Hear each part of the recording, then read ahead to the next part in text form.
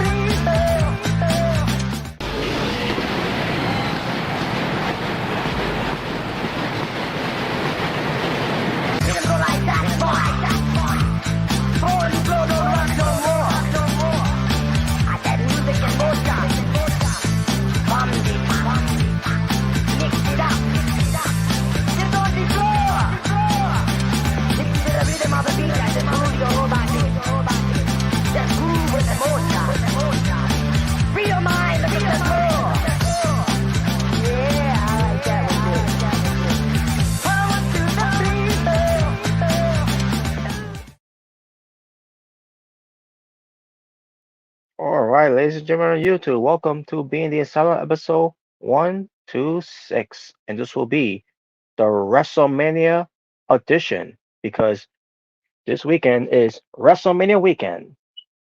So here along with us will be CJ Longwolf, Sage, you'll make a red, from Sage of the Six Paths, and the True J Bird. Fuck John Cena. But by the way, Robert, ignore that comment Hello. I made on the. Yeah, ignore that comment I made in the live chat. I accidentally smacked my keyboard. That's what happened. I was like, okay, I was wondering what does that mean? Yeah, I did that by mistake. I smacked the keyboard. Maybe it's giving the show a 9 out of 10 already. 9 out of 10. Yep. Well, but yeah, when it comes to saying fuck or something, it's more like fuck Corey Story. What the hell? The Rock says, the Rock says fuck your story. Rock says know your damn role. It doesn't matter what the Rock says. I mean, yeah, just ask Austin Theory. Oh yeah, yeah, he was in that. Yeah, awful theory. Yeah, this is for Austin. It's certainly addressed with that whole thing with Austin Theory. What about him winning the tag match? Oh, that's the thing. Isn't there it's very complete, right? The tag that 6-pack tag team. Yep. Yeah, it's complete. Okay. The card's complete. All right. Okay, cool. By the way, they're splitting the titles. Thank fucking God. I don't know if you heard, they're splitting the titles finally. I figured they were going to. And we were talking about that too when we do our predictions, because that's what we're going to do tonight. Yay! But not just that though. We have some other things to talk about as well. But we'll get to those important things. But while we're talking about Austin Theory here is the whole thing of him and Grayson Waller at the gym. The video that Rem shared on Messenger. Yeah, I don't know if you know about this CJ and Jalen, but I'm pretty sure Omega Red knows what I'm talking about. I think I might have saw it. I haven't watched it. No, I didn't see what happened. Yeah, so here's the story. Grayson Waller and Austin Theory in the gym. Obviously, Austin Theory was doing doing some curls, and he's got his phone there, recording himself. While Grayson Waller's right there, next to him, and all of a sudden, there's some dude just walks by, and is shot, and What? I guess he didn't see the camera. Oh, so But like he was just walking by, like he didn't see him. I'm sure he saw it there. So obviously, they were upset with this guy for walking in a shot, and then this guy did a video, and it was ridiculous too. So he's doing this video, basically calling out Austin Theory being a dick or an asshole, something like that. I can't remember the exact term that he used. Okay. I'm like, well, you walk into a shot. What do you expect from to react? But that's not the issue. It's not just the trash talk he was doing. It was the fact that he was it's what somehow when it's talking ridiculous. He starts challenging on camera, obviously, doing a video, calling them out, not in person, but so basically doing a video where he's calling Austin Theory and Grayson Waller out to a match at WrestleMania, Oh god. and he's gonna have his boy either CM Punk, who by the way who's still injured, won't be able to clear to the summertime, Oh my Wow. god. and or to his guy, The Rock, who's already got a WrestleMania match. Wow. Wow. And So Austin Theory and Grayson Waller also have a match too. So So pretty much he's challenging them over a gym camera video. Literally. that he a room, by the way, that he got in. yeah, I guess that's enough. I guess that's enough for a match at WrestleMania. And this guy's on how he looks. He looks jacked up too and all, but I'm looking at this guy like I don't even know who this guy is. It's just some random dude who's just who just loves to work out. Obviously, you could tell how he works out too. I'll share the video on on the Asylum Federation Asylum Federation chat. But that way you can see for yourself. This guy obviously this guy was a complete tool, and I'm sure he was getting all trying to get some attention, whatever. And he's basically calling them out and everything, like no one knows no one knows who you are. First of all, just admit that you were in the wrong, that you got in his shot, and that's it. That's all. Instead he's try to give himself clout to two wrestlers that going to WrestleMania. Uh, Yeah. and, Well, instead of apologizing, I want to challenge you to WrestleMania. yeah, challenging them to a tag team match. That's never going to happen. And who the fuck would want to see that tag team match? Just be for real. At WrestleMania. Yeah, If that were to happen, who the fuck would want to see that? Fuck that. yeah. It was a joke. It was all so dumb. But and also really the share, by the way. So as Rem share that, like, okay, let me see what this is about.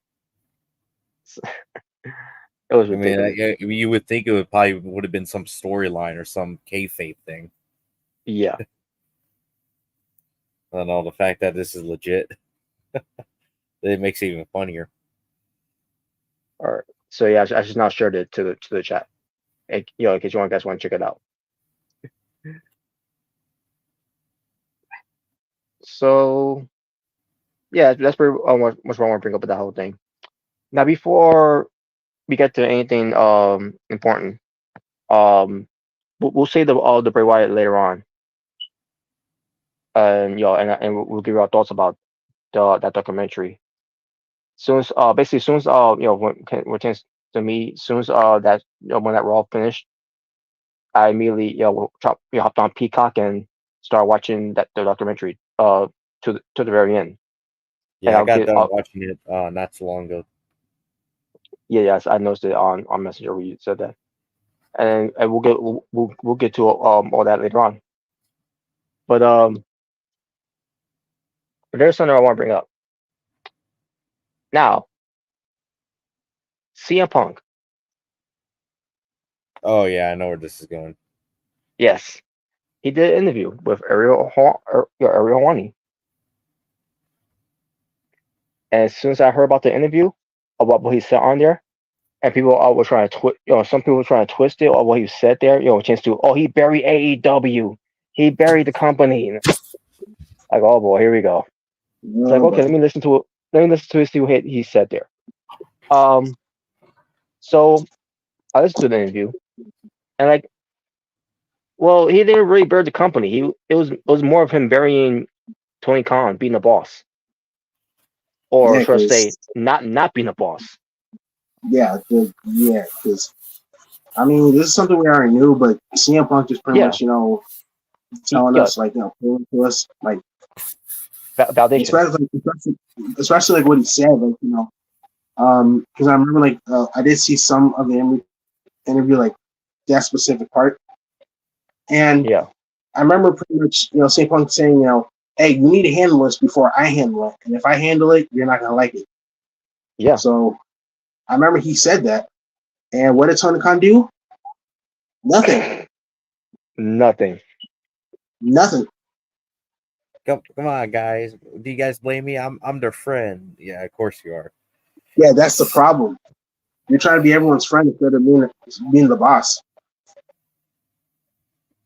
Exactly. That that's the problem. That's how people are going to take advantage of you because you're trying to be all nice. You're not putting your foot down. You're not laying down the law, and that's how, like, stuff like this happen. That's how we got the brawl in, brawl out situation. Exactly. I mean, even And, though I still agree or with, this case, or Nick is the brawl in. because that's mostly what we were talking about. Hmm. I think you mentioned the whole brawl out situation. With 2012. I mean 2022. 10 years later. Well, if Yeah, that was with the the case, whole, then it would have been NWE then. With yeah, Ryback.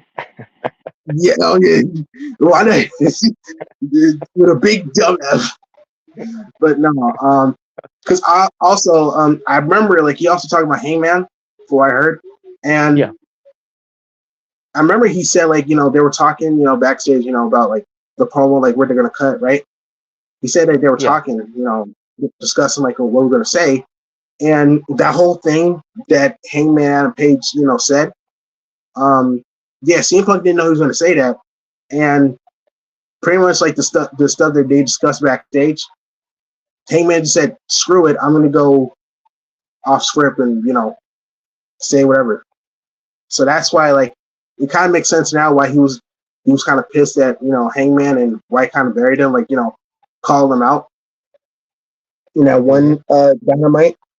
Because at hmm. first, because I think when we saw it, it's like we didn't know, like, why he did that. Like, it kind of felt random, but now that I saw the interview and, like, what Punk says, like, that makes sense. And even looking back at the promo, like, if you look back and you see, like, Punk's reactions, like, yeah, he didn't expect him to say that. So, um, yeah, I can see why Punk did what he did. Do I agree with it? No, I don't think he should have done that. You know, uh, especially not the brawl out situation, like when he called out, Hangman, saying he's a, dub F and, whatever do. But you can understand why he did it. You can understand why he did it, because what Hangman did. Like, I mean, I don't know why Hangman did that. You know, Yeah, Heyman should have known better. yeah, he went to business for himself, and that's not something you're supposed to do. Because like CM Punk said, like, y'all were discussing the promo, like, y'all were talking about it, like, he trusted you, and then you do that, like, of course you would feel some type of way, like, what the heck. So, yeah, But back to Tony Khan, him being a terrible boss, you know. Um, well, let me get to Jack Perry because I remember like everyone backstage was telling Jack Perry not to do the spot with the old glass thing, the real glass. Yep, that's right. The base Everyone was because he's been a rental car. yeah, yeah. And I remember he said like everyone was telling him, don't do Yeah, that no, spot, just don't do it. it's stupid because it's stupid. Yeah, everyone kept telling him that, and he just like pretty much like screwed him off, like He didn't was cuss, listen. he was cussing the storm Yeah, he was cussing them out, and like bro. And then CM Punk came in, and he told him don't do it.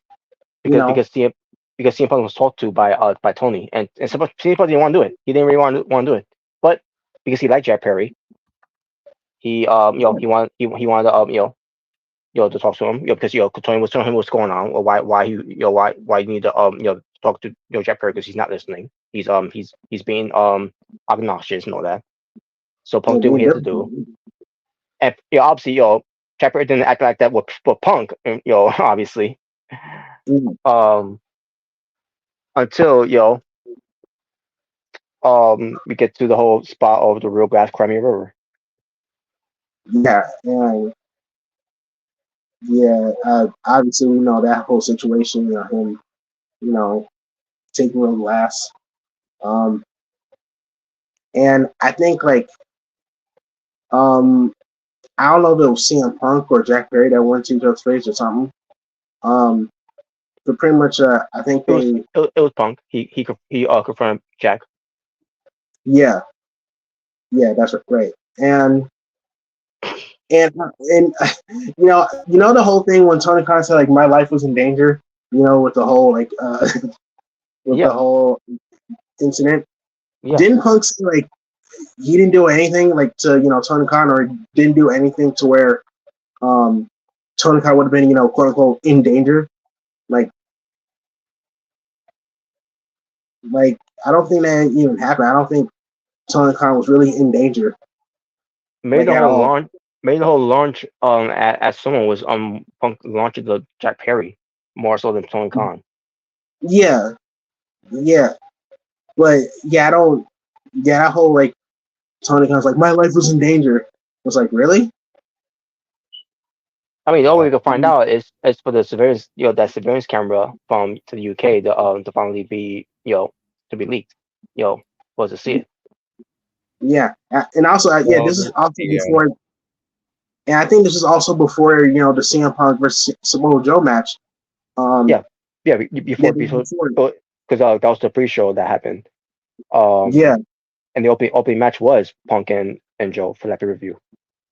yeah, and I think Punk said like he was gonna quit, like he was gonna like um Yeah, walk out of the show, but pretty much since him and Samoa Joe are close, and he yeah. didn't want to like leave Samoa Joe hanging. He's like, all right, I'll do this match, and then I'm out. So Bas- he still like did the match, and you know he yeah, left. because he also had Paul Turner, the referee, involved and the producer Jerry Lynn that also involved in the match as well. And he didn't Yeah, also want the fans to down either. Um, yeah. and, So he did the job, and he did the job, and he left. So I and gotta I, I gotta give him respect for that because um he didn't like back down Samoa Joe or anything. Like he still did the job and finished the job and you know he went on his way. and when Jack Perry did all that and Punk went confronted him after his match, obviously in Gorilla, the whole thing where obviously like you mentioned earlier pertains to talking to Tony, are you gonna handle this or because if you don't, you're not gonna like it or the way I'm gonna handle it. And obviously Tony didn't want to handle it, so Punk had to handle it. And then Jack Perry basically because those talks before where Jack Perry's like, I was just doing that just to get heat, whatever. But there was also other reports out where he said, "What are you gonna do about it?" And that was true. Yeah, That part was true. yeah. I remember hearing that. What you gonna do about it, pretty much. So pretty much, Jack Perry was pretty much antagonizing. Um, Punk, you know, and yeah, this is just more and more because like Tony Khan, he's just that's the main problem I have with Tony Khan. He doesn't lay down the law. He doesn't act like a boss. Like like how when MJF said this is all friends wrestling. Yep. I mean, he kind of lying because like I mean, look at Tony Khan. Like he's always trying to be everyone's friend. You know, um, like he's trying to be everyone's friend and not their boss, and that's the main problem. You know, Yeah. And um, Punk, but Punk did hang out for a little bit until he decided to leave because the security this one security said it was basically Punk saying oh is yeah, it yeah is it yeah, easier mm, is it easier for your job if I just leave? And he's like, yeah, that will be good. That something like that, that'll be a good yeah. idea, whatever it's I not. remember he did say that. Yeah, pretty much security, asked him to leave, and pretty much like CM Punk left. So Hmm. yeah, I remember that part. And when it comes to the when the whole thing happened with the brawl stuff, what triggered it, and Punk mentioned this was that he saw all these so-called journalists, you know, Oh yeah, that's where it basically yeah, started it, yeah. um, This is also like what the whole rumor that he's the reason why Coca Cabana isn't on TV. yeah. Um, that whole thing. So that's kind Hmm. of what started. And the whole thing with Yeah. Copacabana, Punk mentioned this on there as well because everyone asked this, is there any um bearing the hatchet with Copacabana, and like and Punk unfortunately said no. And then there was something about when Punk said that Coke confronted Punk. I remember it was like at the scrum at that time, at all out at the time, before or after the scrum over. I'm sure it was before. Um, and basically want to talk to Punk, whatever. And then Punk's like, not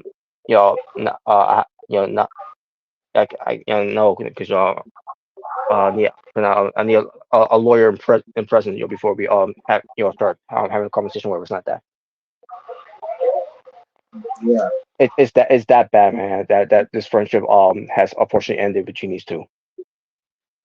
Yeah.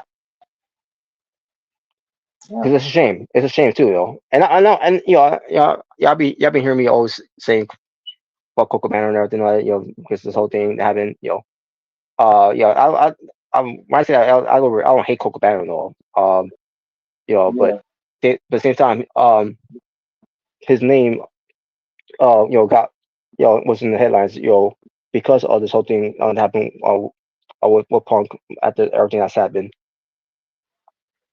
Yeah. So everybody had nothing to do with Coco Banner, to say the least. But it was it was a terrible situation either way. And Yeah. and a good thing that and it's a good thing that Punk did did talk a little bit about that incident, and he couldn't really say much of it. I thought he'd give a better answer than Tony Khan ever did. Then, oh, I don't want to talk about it. I'm not allowed to talk about it. Yeah. Yeah.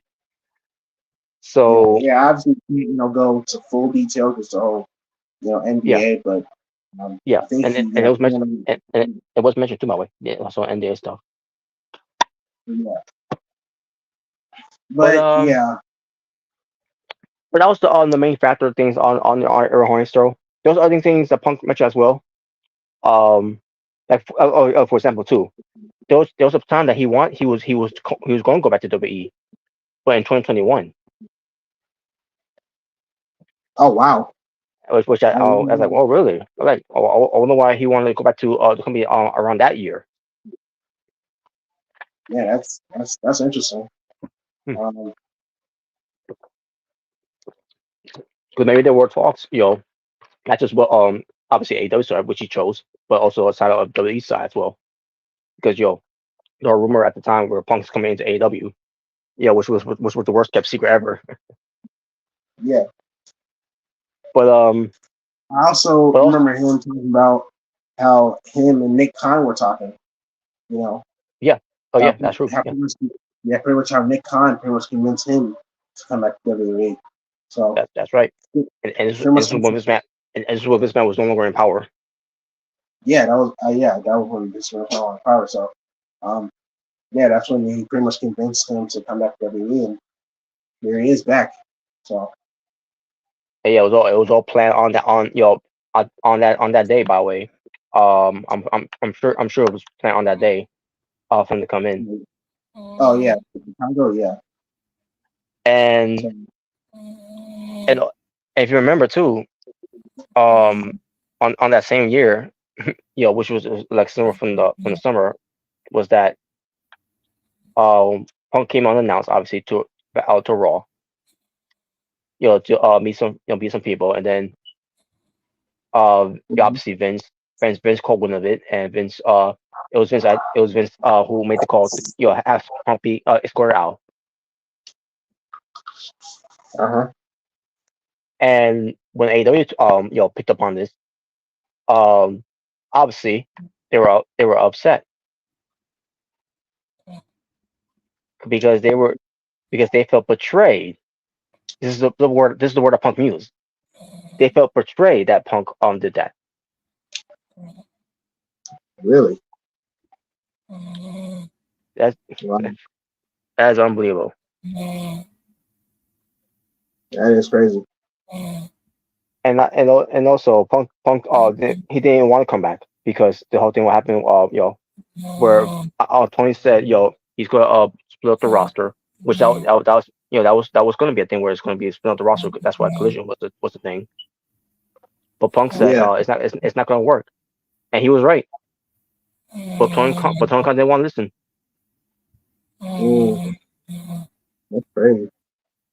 Someone snoring? Oh no, it's Omega Red. Oh, Mega Red snoring? Oh wow, Oh wow, I never heard someone that before. yeah, he must be really tired. Well, let me mute him for a bit. Maybe he'll wake up later on. Yeah, But I didn't see the full interview. I saw like the beginning and I saw the Tony Khan part, but yeah, I mean everything Punk said, like I believe it because obviously we know Tony Khan, he is not a good boss like at all. He's a terrible boss. He doesn't lay down the law. nope. He's just really soft. SAWFT soft. He's just he doesn't lay down the law, and he doesn't act like a boss. So and CM Punk saying either you handle it or I will, and Tony Khan obviously not handle it. I believe it because I mean, bro, like it's just ridiculous. It is. It really is. And it's It's unfortunate. ridiculous. And it's unfortunate this happened too, because some matches that we never got to see on with Punk. It's not just that's not just because he's in AEW, but it's just the fact that we missed out on the Punk versus Omega, but Punk versus Ospreay, or even Punk versus Okada, since Okada is now back, and that's something too. We could have Punk versus Tanahashi, but unfortunately he got hurt on that, because of that dive he did. Yeah, yeah, we definitely missed out on some stuff for CM Punk and AEW, like all those matches you just said. So that's definitely a missed opportunity. Yeah. But honestly, I think it's better. Obviously, he had a good run in AEW. Especially the rivalry he had with MJF. Easily one of the best, rivalries in AEW, in my opinion. That's right. Just fantastic. No compares. Yeah, so he definitely had a great run in AEW. It's just horrible. It's just terrible how it ended. Because Tony's not being a boss, and Jack Perry is being jackass. So. And for that, fuck Jack Perry. Yeah, man. He should have been fired. If you're gonna fire Punk, you should have fired Jack Perry too. I agree. And fuck John Cena. Yeah, because especially the way he's acting, Yeah, especially the way he's acting, like, not listening to anyone backstage, you know, pretty much, screwing them off, saying screw you. Like, bro, like, what are you doing? And also, I don't know if this is true or not, but apparently, Chancellor Jack Perry, he wanted to leave AEW, basically quit AEW, and I guess they told him no. I guess I don't know because he's in New Japan right now, with the trash of torture. Yeah, and then he, like, rip the AEW contract, Yeah, quote unquote contract. yeah, and he's calling himself the scapegoat. Yeah, fuck off. Yeah, So yeah. yeah, so what? Well, you know So what's what? funny? What's Yeah. funny is he was sucking off the Young Bucks, but now from what I heard on Dynamite, the Young Bucks were talking shit about him, through the camera, Oh yeah, yeah. which is Oh funny. wow. How funny how you're funny, jungle jackass, sucking their dicks, and now they're turned on you. Funny. Then Hmm. again, fuck them too. So, But yeah, and yeah. plus, they do seem like the Yeah, guys that will turn on somebody in real life. So, yeah, I'm not surprised. yeah. By the way, since we're talking about the whole Tony Khan thing, CM Punk talking about Tony Khan, did you see Edge's Adam Copeland's promo that he did? I did, I did. I was wondering what was that about. But before we get to that, um, yeah, I'll talk about this a little shortly. But but where time with Punk was talking about all this, yeah, that Punk not it's not what Punk saying that TK is not being a boss. Um, you know, what at what time it was too, because Tony Khan as a being the boss, but as a doing massive releases from AEW. Oh yeah, that's right. But we'll For get Yep. to that. the first time in I don't know how long, people actually got released from AEW. And we'll get to those names after we talk about this with Adam Copeland. Okay. So I listened to her promo, and I heard a big fuzz about people that Adam Copeland was burying someone like CM Punk or someone that's crapping on AEW in general.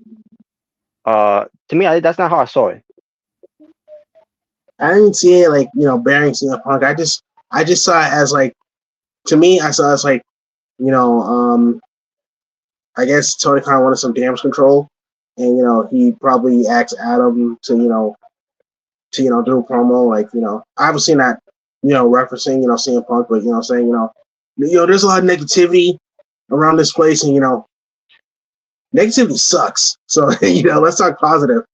Uh, uh, that's But really, that's what did Punk really say about AEW that he didn't really bury the company?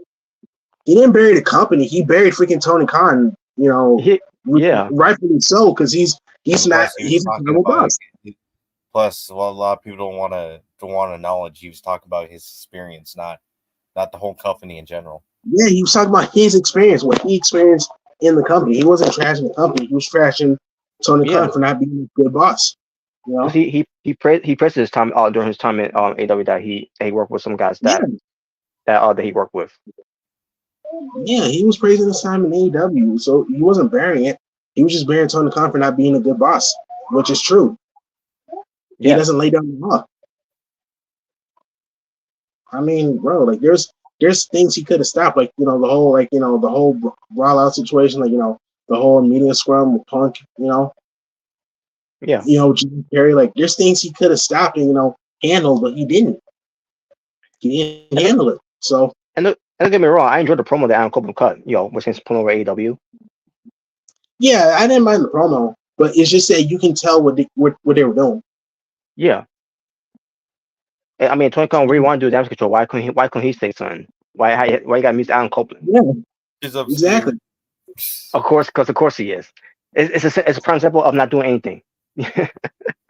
Yeah, it's just this is why, like, Like, I it's just I can't really with Tony Khan, man. I mean, I'm grateful they created AEW. It's a great wrestling show, but yeah. man, Tony Khan, like every time I just hear him, I just go, oh my god, what's he doing now? what did he say on Twitter? Like, what is he like? How did he react to something? Like, that's just how. Anytime I hear Tony Khan, that's just my main reaction. Because I mean, look how he acts. Like it's just a mess with him. He needs to do better. Like for real. Yeah. And yeah, well, Prince Rockstar said here, E. Jones, fuck Alan, make your edge, but for enjoying all wrestling, my ass, but because the whole tribalism stuff. Of course, they're gonna go after Al because he's mentioned a lot of he's mentioned a lot of wrestling, even some wrestling that people, I'm sure people have no idea what like. What's It that? was What's funny. that? It was Exactly. funny. It's funny too. Like some of the fans in the crowd were trying to boo him at once he said he enjoyed it at WWF. Yeah. Wow. I mean, not all of them try to boo, but yeah, there was a majority Well, of there them was a that did. couple, not obviously not everybody, but Yeah, there was a majority, and he mentioned Cody Rhodes, and obviously the crowds, they they uh they give a positive reaction, like okay, Yeah. good. Yeah, I'm hoping that finally past this whole thing. Oh, Cody Rhodes, oh, he's a traitor, he left us. Yeah, I think that's past because I remember also remember when Darby Allin was talking to the Young Bucks and he made reference to Yeah. he's like a certain someone gave me a chance Mm-hmm. pretty much Mm-hmm. and he actually got a big pop so. And I'm not talking about Omega. Yeah, he said like I'm not talking about Omega, so yeah, people understand that reference, and I think they cheered. So yeah, Yeah, I think yeah. that's over. That's past now. So, which That's thankfully. that seems to be in the pattern with a lot of guys that came into AEW that the Young Bucks were not interested, like an MJF. Yeah. Oh yeah, that's right. Because obviously Cody Rhodes gave the platform to MJF and Darby Allin. Because I mean, if it wasn't for him, do you think they would have been where they are today? Mm-hmm. Hell, I'm pretty sure he even gave the platform to Sammy Guevara before, I obviously mean, before obviously before he left, I mean, yeah, his first match in Dynamite was with Sam Guevara, and his last Yeah, match was that's right. Sam Guevara, and That's right. I think he put him over, twice, in those matches, he put him over. So yeah, I don't know, I don't think the Young Bucks would have done something like that. So maybe What's going on? Kenny, but not the Young Bucks. What's going on, Sniper? How you doing? yeah. Sup, Sniper? If people truly want to call AEW all friendship wrestling, they can blame the Young Bucks for that one. Yeah, Yeah. It's literally all the guys he brought in have all been their buddies in some way, shape, or form. Yeah. Brandon Cutlet, Brandon Cocabana, Cutlet, Cole Cabana, Naka, Peter get the fuck Avalon. off my TV. Naka, get the half on my TV. Well, he's more. I'm pretty sure he's more K-Mega than the Bucks, but I could be wrong. But whatever. But you get our points though, folks. Which, by the way, Um, those guys should have been released. yeah, they should have been released. They're not. How they are making money for this company? Yeah. Speaking of the releases, not it was not just a couple of AW guys that got released, but also for those that are Ring of Honor. But I thought it was a different company. I thought it was a different company. That's what I was saying in the group chat. I don't know if you saw that message, but that's what I was saying. I was like, wait a minute, I thought there were different companies. Why are they? Like I don't. We told Yep, every told ya was the whole thing of saying it was different companies bullshit. No, it was No, pretty it's much the literally one same and the thing. same. It's the same thing with WWE, CW. When WWE, brought back ECW, it wasn't Yeah, their own separate, show. It was pretty much WWE's version of, ECW, and this is pretty much AEW's version of Ring of Honor. It's literally the same thing. The only difference is it doesn't have a TV deal, so we can't yep. really watch it.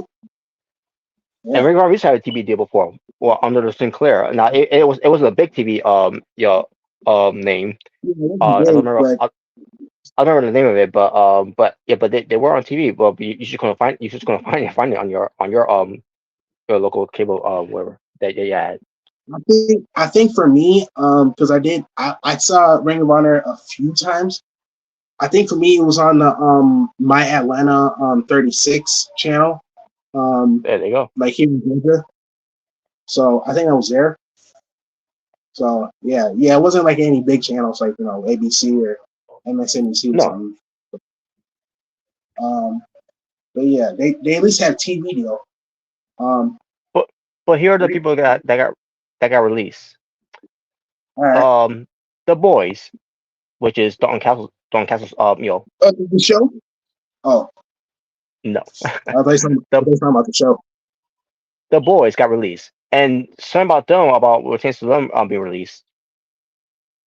Tony Khan basically, on Twitter. I don't know if it was on Twitter or whatever, or someone may have addressed this on something that Omega shared with me.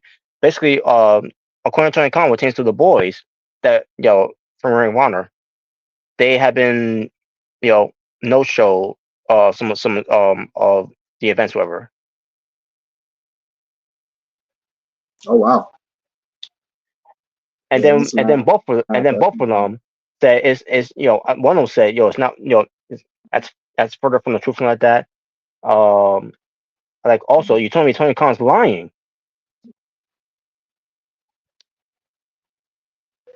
I don't know who to believe right now, but if Tony Khan's lying, it's definitely not gonna look good on him, especially him being the boss. I mean, you'll Well, be lying to your And employees. it's like, Now, and out of all people, you want to lie about the boys?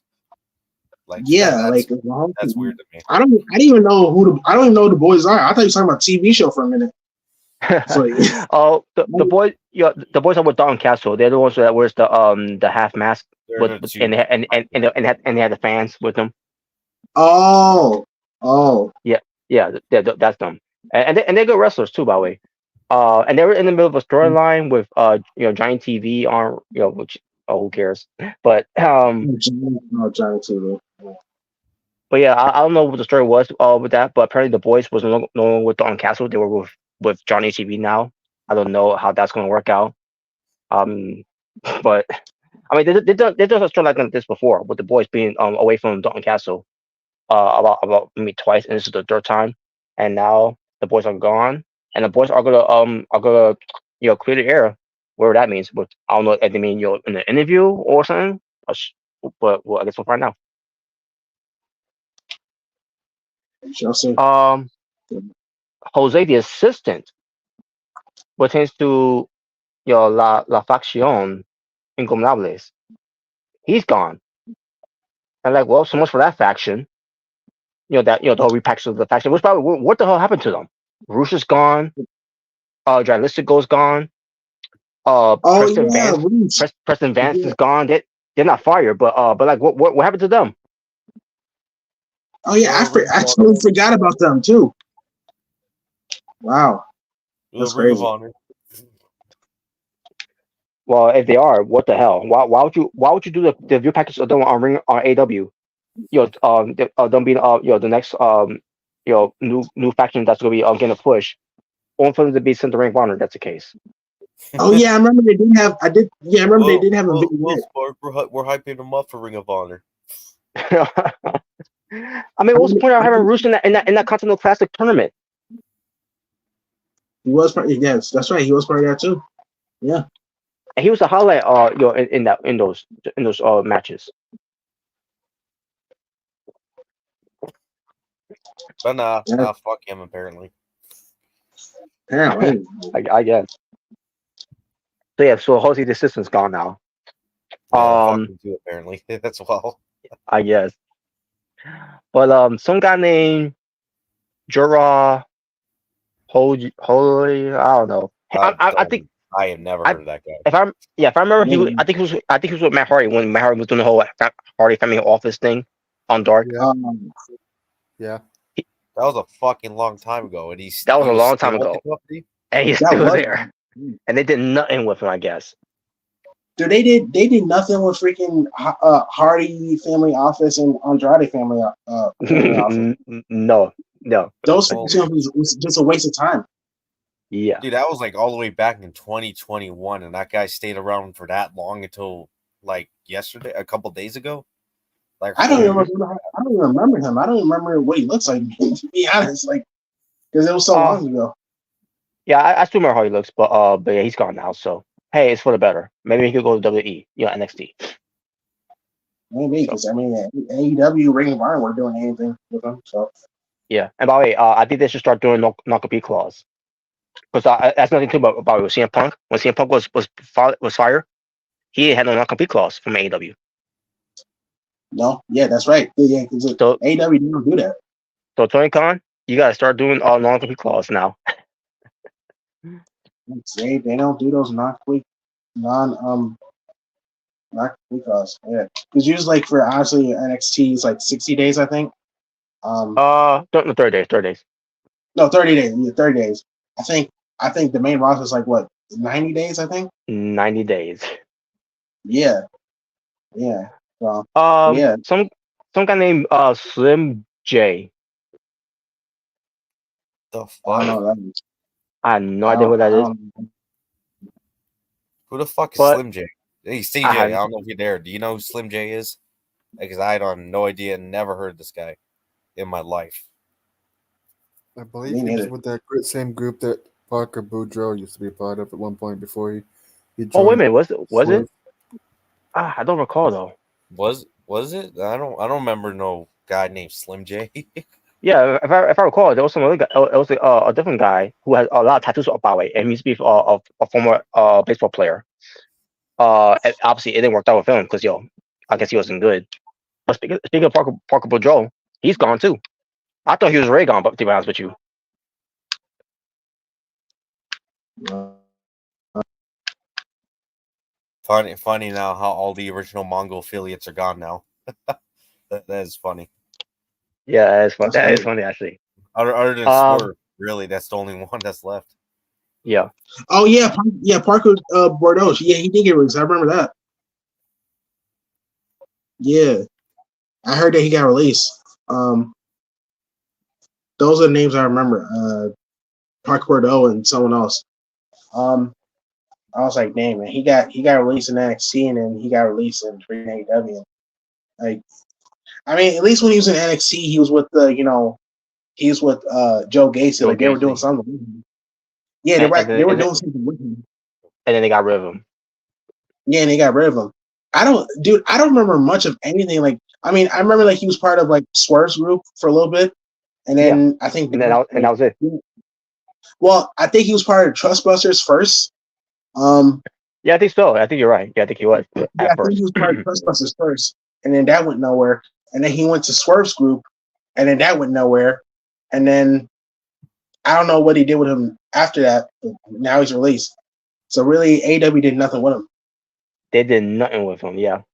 I mean, I remember more Um. of the NXT run that I do as AW run. And I'm just being honest. Yeah, that's true. Because what he was on, what he's called what Harlan.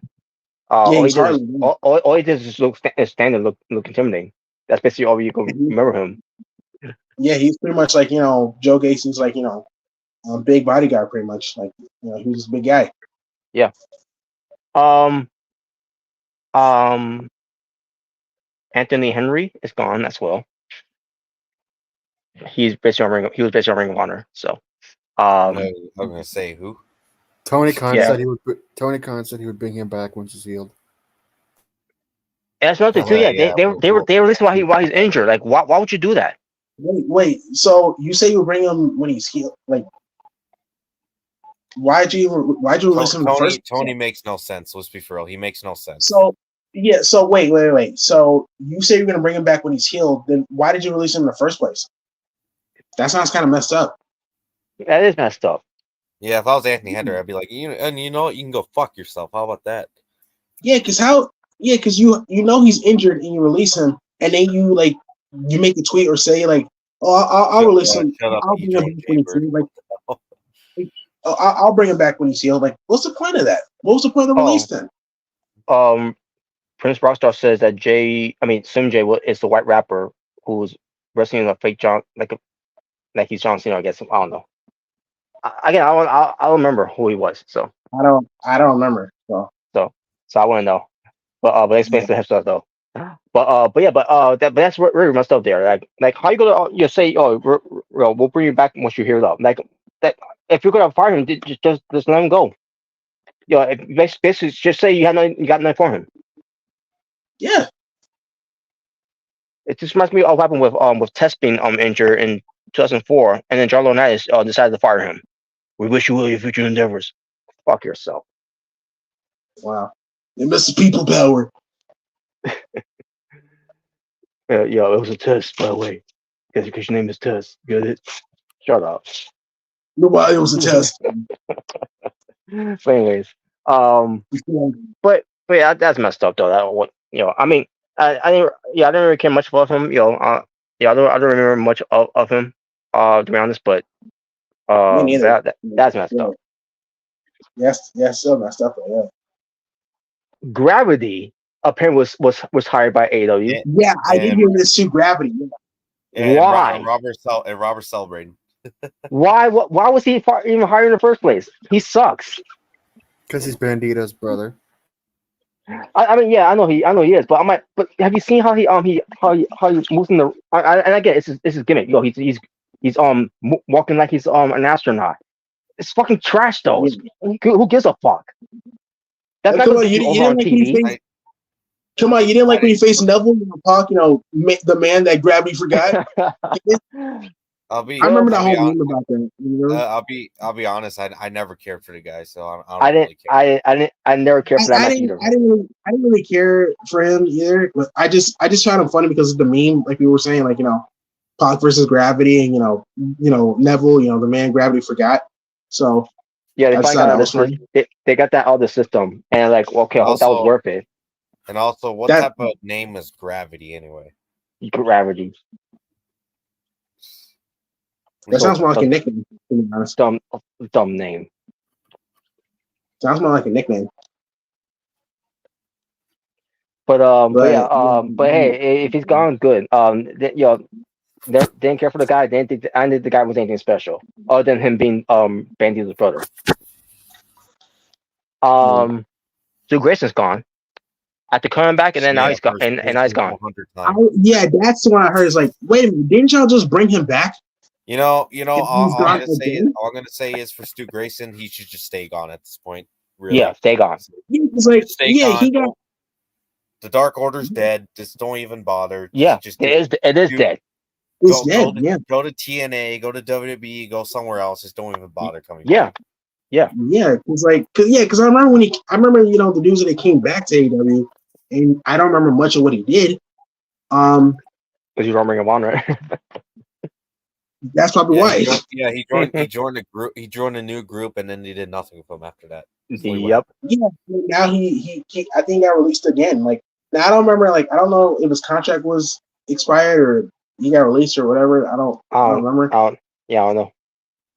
Yeah, let's be honest. He just stay gone now. Like just don't even come back. Yeah, because they didn't do anything with him. And like Dark Order's dead. That's not even a thing anymore. So it's not relevant anymore. So yeah, he should just go to TNA or WWE or somewhere. New Japan, I don't know, somewhere else. Yeah, somewhere else. Just else. Where you could be appreciative. Yeah, so we can actually do something. Where we can actually be on TV, or at least be in the program every week.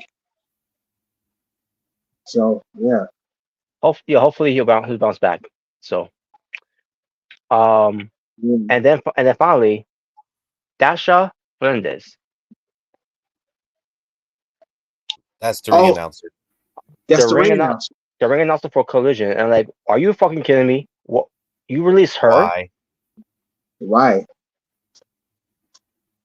And out of all those people, she's actually the only one that actually contributed to something to AEW. She does. Yeah. What the hell you doing? We want to make Justin Roberts the announcer for both shows. Oh come on! I thought the whole point of Collision and Diamonds for to do separate have people be separate. You know what? Whatever. But I guess Nope. I guess it They doesn't matter released. anymore because Punk's gone. So Now, on the other hand, if they release Excalibur, I would celebrate. I would be like, yeah. yeah, Celebrate good time, they should have got rid of him. Yeah, Mr. Picture. Yeah, picture. if anything, Tony Khan should have fired himself. That'd be funny. He released himself. My God, and give it to Brian Danielson by the way, because he said if anything happens to him, with again with the whole thing of Punk, the whole thing of my life was threatened. The company could belong to Brian Danielson. Oh boy. I thought his dad also runs the company. I guess he does too. Well, not the creative part, but the whole behind the scenes, business side of things. I guess business side, yeah. And that fits in the list there of these releases. Yeah, not very many, but I mean, not many. Not honestly, many, but most of them are not memorable. But honestly, there should have been more. I'm gonna be honest, there should have been more. Yep, it should have been. For starters, get rid of Brandon Cutler. Fuck him. Get rid of Copeland. He can go fuck himself too. But get rid of Michael Nakazawa. Fuck him too. What is he, Ring of Honor? At this point, get rid of Johnny TV. Fuck him. Honestly, let's be fair. There's so many other people that could have also got released as well. Yeah. I mean, they're not doing anything of what I'm seeing. Or one release, honestly, that should have happened, that I actually would be happy about. Release Jay Lethal. Get him the fuck out of there. Oh, I agree. I'm surprised they didn't get rid of him. Based on how they booked him. Yeah, because he's pretty much booked as a loser, so why even keep him? Y'all not doing anything with him. So yeah. I don't know what they're doing. I don't think they know what they're doing. Yeah, exactly. But so before we get some fun topics, I'm pretty sure y'all already had the chance. I don't know if y'all did already, but pertains to Bray Wyatt becoming immortal. Yep, I watched it. All of it. I'm not finished watching it. Like I said in the chat, I stopped at the part with the pretty much the introduction to the Firefly Funhouse, pretty much where you got the idea from, pretty much. Oh, so okay. Yeah, I'm still at that part, but yeah, so far I'm enjoying it. It's pretty good what they did there. Yeah, obviously they show some clips, some archives that has been seen. I remember when they were showing the whole promo class. I think I saw one of them. Mm-hmm. I think I saw one or two of them. It was yeah, I've seen this before, where he's pretty much doing the whole Bray Wyatt character. Mm-hmm. And obviously they were talking about where you guys were from that. Waylon Mercy, obviously. Mm-hmm. Which was also based on a movie. Yeah, which was also based on a movie from Robert De Niro. One of his movies he did. Cap Fear. Yeah. So that was pretty cool. And the name Bray Wyatt was inspired by this football player named Bray Wyatt, I think. Yeah. And it was his friend, by the way. Oh, okay, cool. Yeah, that was his real life friend. So. I must have missed that part then. When they mentioned that. Yeah, they said that was his real life friend. Yeah. Good. Awesome, man. Awesome. And also the behind the scenes, of the vignettes he did in the forest. I thought it was pretty cool seeing that. Pretty much seeing the behind the scenes of that. That's crazy. Mm-hmm. Yeah, pretty much. Seeing how it's with Luke. Luke Harper. Rest in peace. Eric Rowan. I remember obviously. And before those guys, there was other guys that was part of that whole cult. So if we were going to get someone like a Luke Harper, then we would have gotten Eli Cottonwood. If you remember Yeah, him, if you don't remember him, I've heard that name. I've heard that name. Eli Cottonwood. Yeah, yeah. Pretty much. I also, when Braun Strowman was talking about him, he pretty much like, I think he said Bray saw him. He was like, "Yeah, you gotta join our group now. You gotta join the Wyatt family." Mm-hmm. And obviously, they showed like his debut on Raw when he pretty much attacked Dean Ambrose and Roman Reigns that one Mm-hmm. night. I remember that. So yeah, like so far I'm enjoying the documentary. I'm really enjoying it. You know, How do you feel really about enjoying Omega? How I feel about what? About the documentary? Oh, I enjoyed it. I thought it was amazing. Yeah, I'm still gonna finish it. I'm really interested in the whole Firefly Funhouse because obviously Oh yeah. with Firefly Funhouse I'll there's a say lot of I'll Easter say one thing. eggs. Mm-hmm. I'll Yeah. say one thing though. The documentary is really long though. It's like about 2 It, hours it long. it is long. Yeah. Yeah, I think it's a lot longer than the Cody one. Yeah, I believe so. Yeah. Yeah. But I'm still gonna finish it. So Yeah. And once you do, we'll talk about this again. It tends to talk, talking about the some full details of it. Um, yeah. but CJ, did you get a chance to see it? If by any chance, the Bray Wyatt documentary? Yes, and it almost made me cry, and I don't usually cry when it comes to watching certain things. Oh yeah. Unless it's the movie Marley and me. I freaking bawled my eyes out watching that movie. Oh wow, yeah.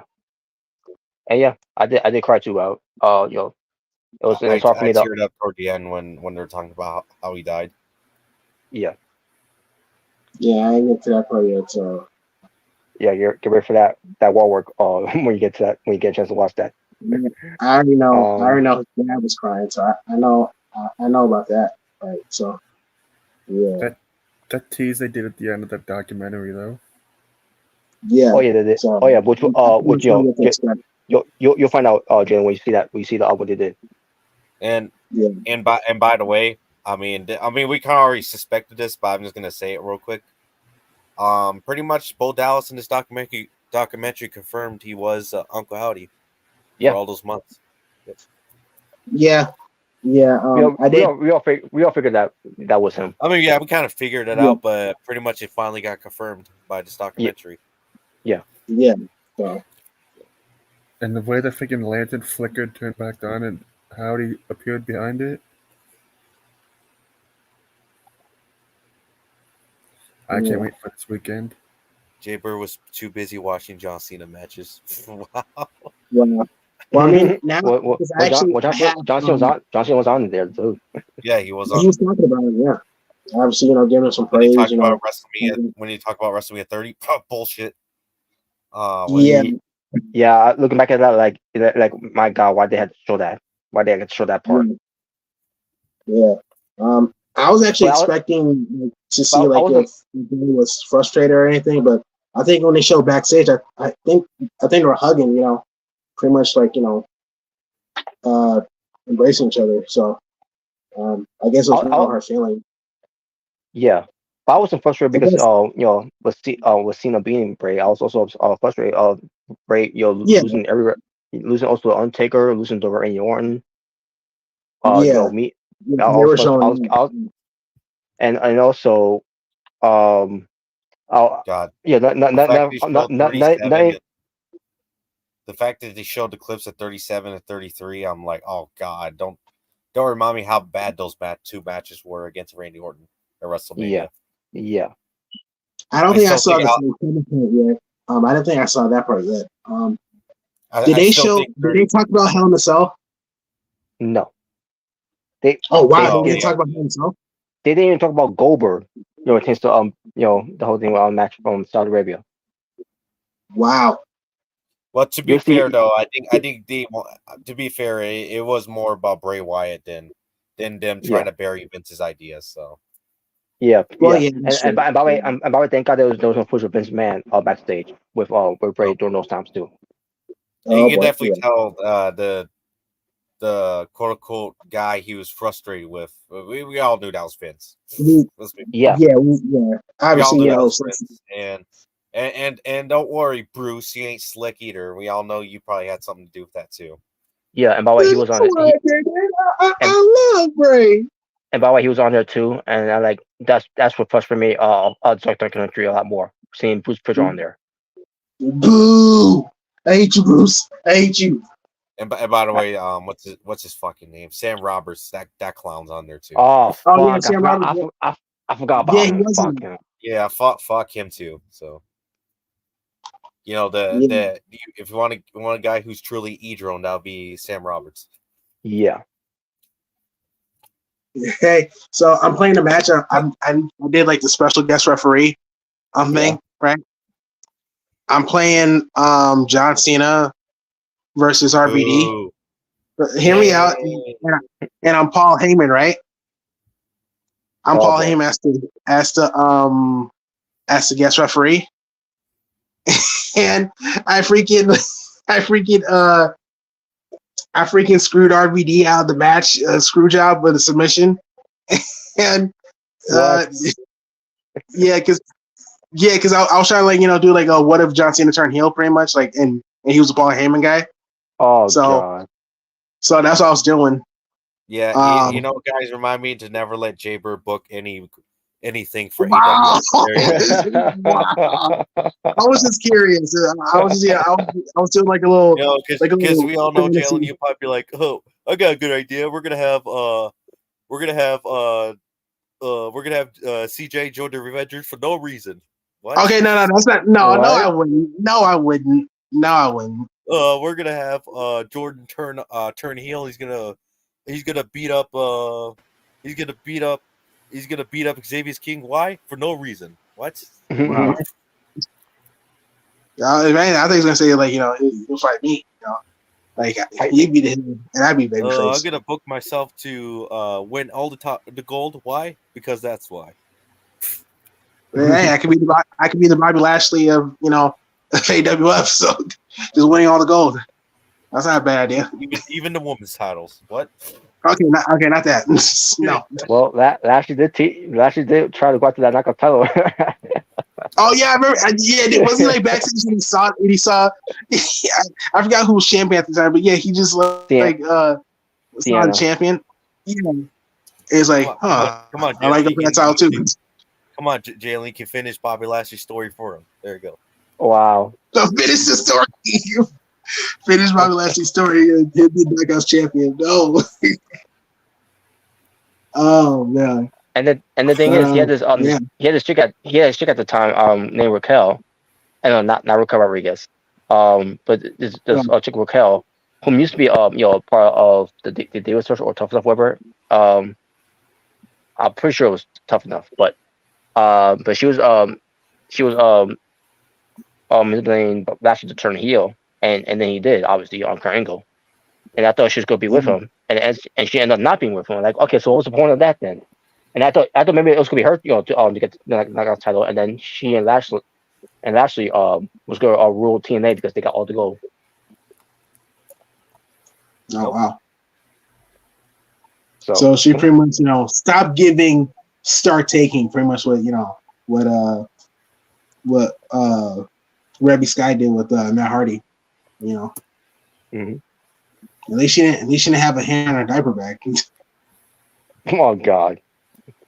She had a hammer in a diaper bag.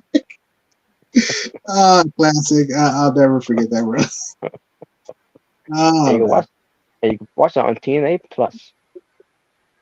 Oh yeah, TNA Plus. By the way, speaking of TNA, I did see why Rich Swann turned heel. Pretty much, him explaining it. Yeah. Him with Top Dollar. So, I was thinking to myself, I was like, this is pretty much Hit Row, like off Wish with Strickland, with Rich Swann being like the dollar store, Swerve. Yeah, that's basically what he is. Yeah, that's kind of the vibes I was getting. So like, I mean, I like the promo he cut. So it should cut a promo and say, "Hey, Swerve, when did you start dancing?" Wow. Hey, Swerve, you got smaller. Yeah, but hey, maybe this could be something in TNA. So I wish him the best of luck. So who knows? I think he's more. I think it's more of anything to do with Rich Swann, and Rich Swann's just going to out his contract. I think he's leaving. Oh, his contract is expiring. I don't know. I don't know if that's the case or not, but wouldn't surprise me if that's end up being the case. Oh, don't worry, you can go to AEW. What? Yeah, they're going and they're going Ring of Honor. Yeah, I was about to say he'll probably be one of those guys that go to Ring of Honor and then we never see him. And then probably does nothing. So all right, so let's start doing some fun topics now. yay, let's have some fun. No. And by the way, folks, it's finally happening. That's unfortunately all those things that didn't happen. That couldn't happen. Which is nothing that Omega Red couldn't control. But WrestleMania 2 is finally coming. Yep. Yes, it is. Salamander. And I'm gonna beat the dog. and I'm gonna stomp the mud hole into Mr. Revenge. Oh hell no! Yeah, it's gonna be in the honor of Stone Cold Steve Austin. Gonna give him a can of whoop ass. Asylumania. And by the way, Mr. Revenge, I used your mass as toilet paper already. Anyways. Wow. You can't really wipe. You can't really wipe anyone's ass with that hardware. Okay. Yeah. Maybe now Mr. Vince can use the Fiend mask. Well, yeah, Mr. Revenge is going to be maskless. All right, here we go. You've been called the Fiend, Robert or something. I don't know. The what? The Fiend, Robert Serrano or something. I don't know. Whatever you want to call yourself. Whatever. That's great. All right, so here we got WWE wrestlers cosplaying as Dragon Ball Z characters. So we got Rhea Ripley cosplaying as Vegeta. We got Keith Lee cosplaying as Broly from Dragon Ball Super. Oh, okay. I was wondering what that was from. Yeah, because like that what he's wearing in the bottom, like that's like pretty much a reference to like Broly's pet, his pet ear that he kept. Because I think his pet died, so he kept his ear. It's like fur pretty much. It's clothing. So yeah, that's what that is. We got Rowdy Ronda Rousey as Majin Vegeta. And much of Vegeta. Yeah, that's what you're supposed to be. It was for SummerSlam. Yeah, and we got Zelina Vega as I think Dark Black Frieza. So yeah, there's a Black Frieza now. Yeah, yeah, you can see them wearing that one. I think it's great. So yeah, so out of these, we think had the best like cosplay. Which favorite one? I'll go Rhea Ripley. Yeah, Rhea Ripley. Yeah, I'm actually gonna go with Keith Lee. I did like his outfit. I think it was Payback he had it. Yeah, I did like that outfit. All right. Fucking Ronda put me to sleep, Rousey. I think it's great. Or should I say Ronda Ryback 2.0 Rousey? Now I won't compare her to Ryback. Yeah, Ryback's actually, If anything, Ryback's compared to Goldberg in a way. Yeah. Hey, by the way, they actually have the Undisputed Era trio entrance. Like. Oh, okay, cool. Yeah, they got it. Because it wasn't there last year, but they have it. And they also have a new Kenny Omega entrance. It's called the Cleaner. So Oh, yeah, all right. yeah, and this is pretty much based on his AEW, his AEW entrance. Yeah, hell yeah. I got that on. They do that too. Adding AW Yeah, entrance. yeah. Sometimes I add like some some wrestlers. It's funny because in Fight Forever they have John Cena's entrance, they have Roman Reigns' entrance. Yes, yes. Yeah, I believe they have Edge's entrance. So yeah, there you go. You can create Adam Copeland in that game, yeah. or it'll be easy for him to put Adam Copeland in the game. Yeah, they can easily just put him Yeah. in the game, just make a model and give him that They entrance. have I think they have Seth Rollins' entrance too.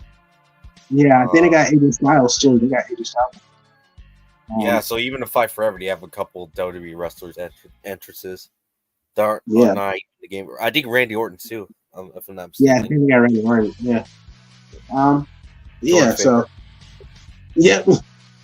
So all right. So for this one, here we got John Cena. We go.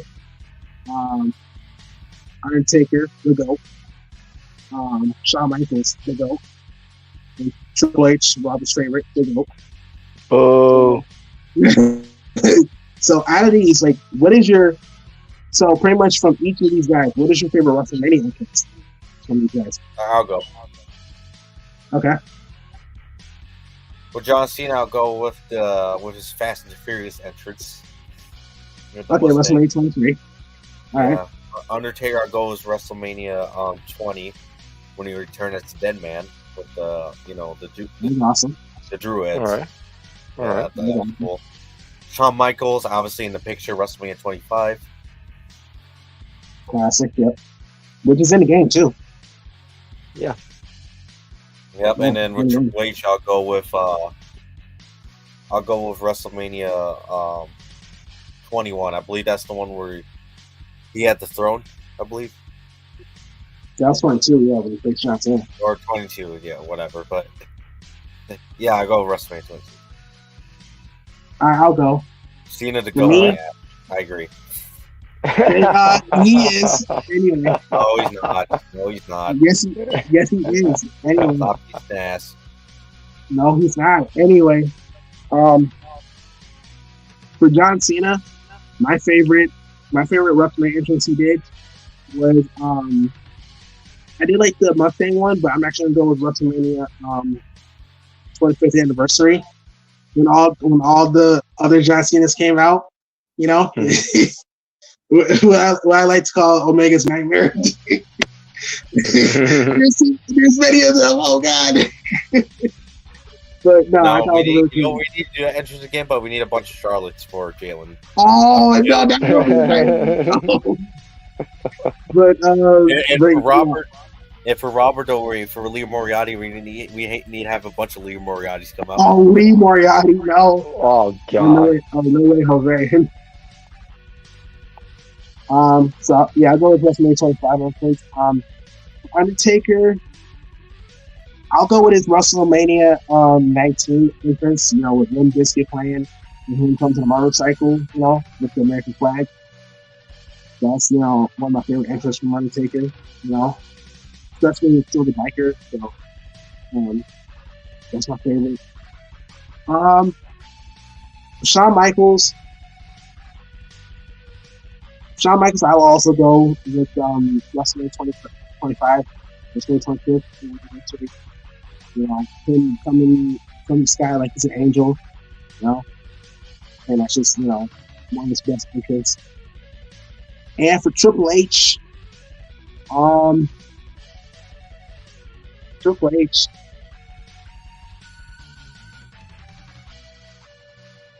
I guess for Triple H, I'll go with.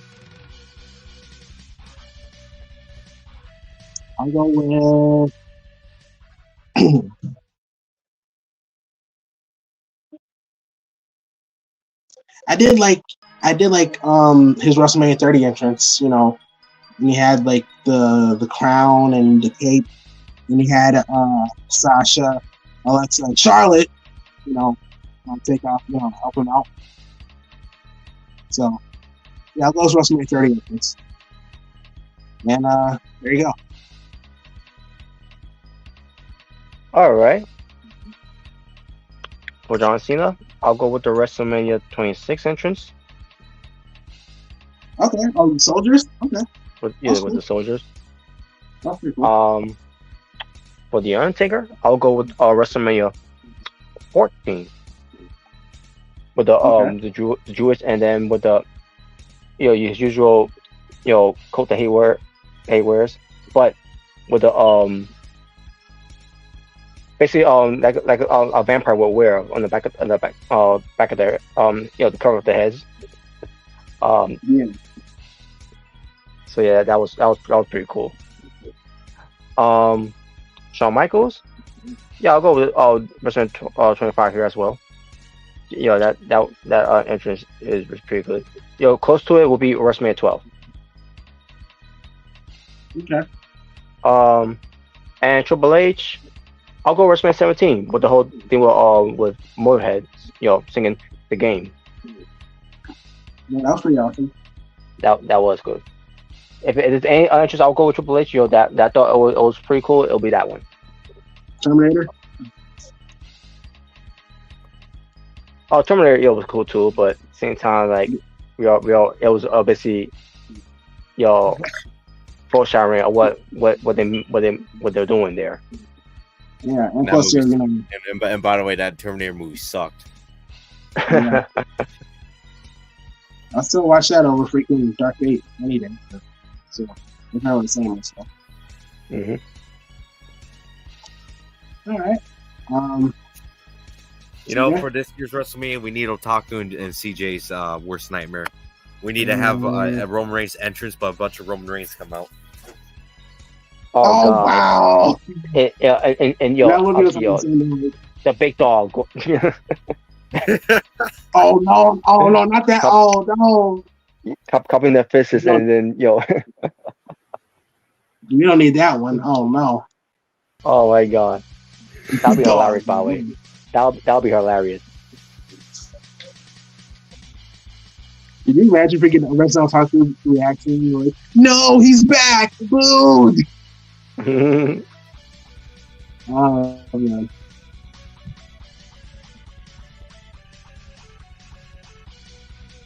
All right, next All right, one. let's see here. You see that? I'm here. Right. Do you have a favorite Of course actress you from, just WrestleMania? For these guys? Only entrance I ever liked John Cena's when he drove the car. And Michael's, Yeah, I, same for me. WrestleMania 23. All right. and I like the one that Shawn Michaels is doing in the picture.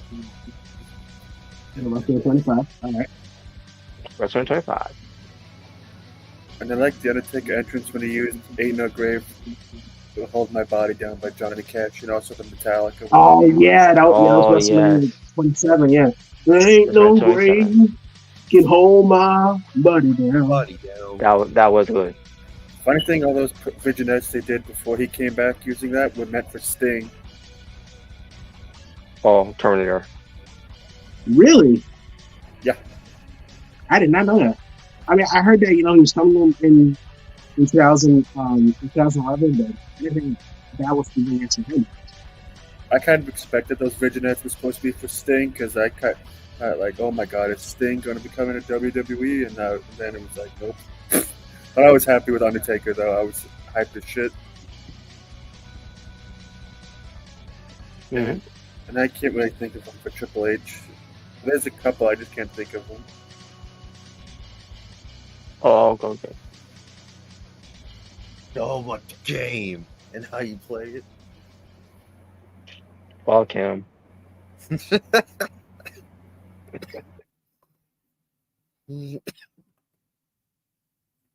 All right. Now we got Scott Hall / Razor Ramon. There you go. Hey, yo. So pretty much, what is your favorite version of, Scott Hall, Razor Ramon, or in this case also, Diamond Stud. So we got a Diamond Stud from WCW. We got Razor Ramon, it's WWF. We got Scott Hall, The Outsiders, Scott Hall. We got NWO, the Black and White, Scott Hall.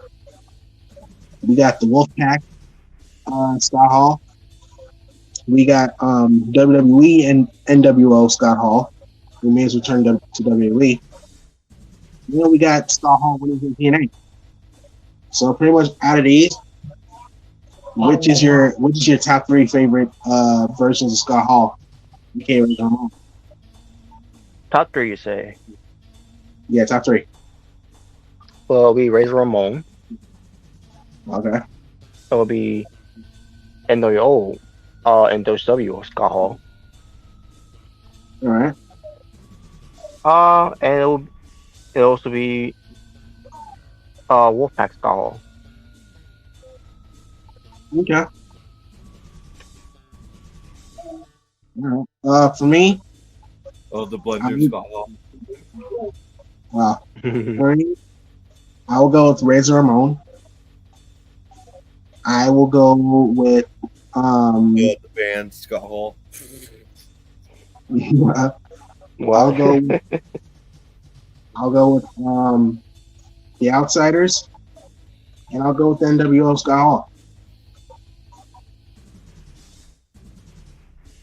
All right, for me, I'll go with Razor Ramon, NWO Scott Hall, and the NWO Wolfpack Scott Hall. Chico. There you go. We're here to play. Look at the adjective. Play. It's not adjective. CJ. I like the red attire that Scott Hall wore when he was in the Wolfpack and when he was in NWA, that red and black one. And I like this NWO one too. And I also liked he was Razor Ramon, like when he won the Intercontinental title, beating Shawn Michaels in the ladder match. Hell yeah. Oh yeah. All right.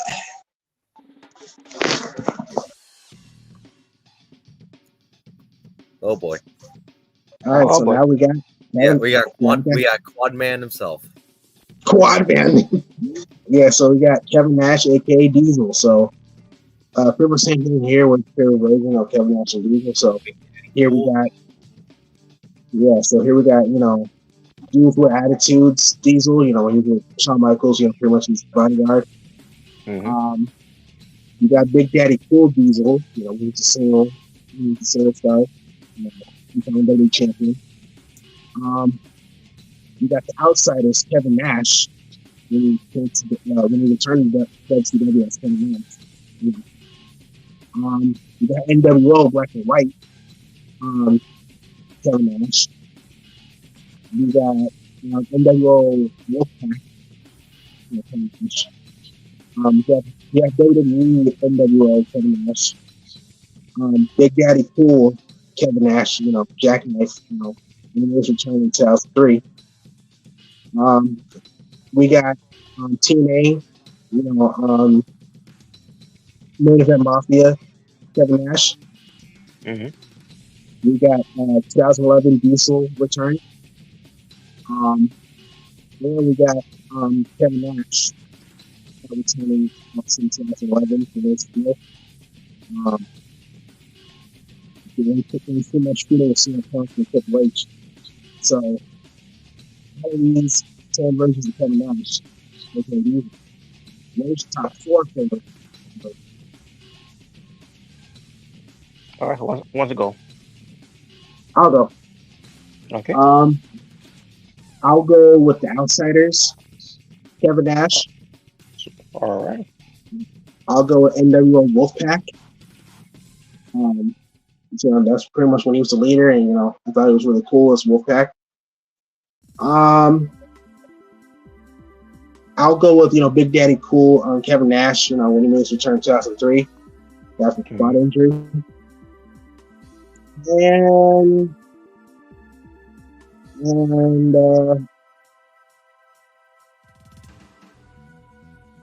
I'll go. NWO. Black and White, classic NWO, WCW. For honorable mention, I'll go with Main Event Mafia. Kevin Nash. So there you go. All right. I'll go with Big Dyko Diesel from his um new generation era. Er, I'll go with excuse me. I'll go with WW's NWO Kevin Nash. Not just black and white, but also Wolfpack. So that's so far three. And I'll go with Kevin Nash in TNA when he's in main event Mafia. All right. All right, yeah. Why is Kevin Nash freaking Terminator in the first one, and when he has a white hair in Tina, he looks like he can rip Santa Claus. He does. Yeah, that's when he going. You know, the name he died in between that WWE. You know, I like the Wolfpack look. I was hyped when he came back as Diesel in the 40-person Royal Rumble, and I like the NWO black as well, white. All right. All right.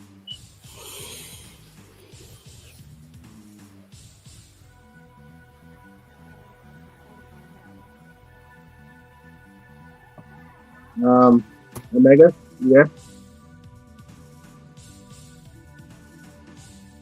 All right. I'll go with NWO Kevin Nash and NWO Wolfpack Kevin Nash. I'll go with Big Daddy Cool Kevin Nash. And finally, I'll go with Main Event Mafia Kevin Nash. All right. Sweet. Too sweet. Oh, what about the band Kevin Nash? Oh God. He's the band. The band. This one was Wolfpack and Tina. Look, all these WrestleMania logos. Yep. We got obviously WrestleMania 1 through 40, the logos. So pretty much you can pick 5 of your top favorite WrestleMania logos. Pick Sweet. 5. Yeah. I'll go with the original WrestleMania logo from the first WrestleMania. I will go for the WrestleMania logo from WrestleMania 12, All right. WrestleMania 14, Okay. WrestleMania 17, All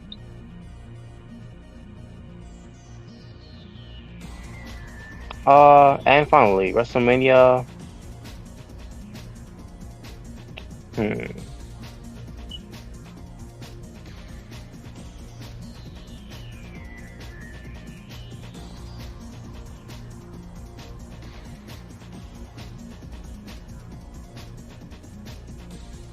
WrestleMania 30. There you go. All right. I'll go. For me, I'll go with WrestleMania X8, WrestleMania 18. Hell yeah. I'll go WrestleMania 20, XX. XX. I'll go WrestleMania 23. I'll go with WrestleMania 25th anniversary. And I'll go with WrestleMania Ghost Hollywood from last year. All right. Yeah, there you go. Okay.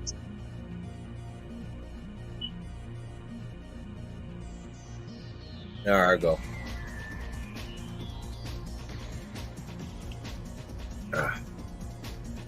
Go WrestleMania 12, WrestleMania 13, WrestleMania 21, WrestleMania 24, and finally I go WrestleMania 39 from last year.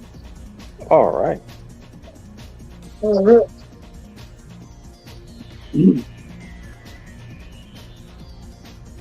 Three days, it's still there. Yeah. Yeah, what is your 5 favorite WrestleMania logos? 20, 23, 25.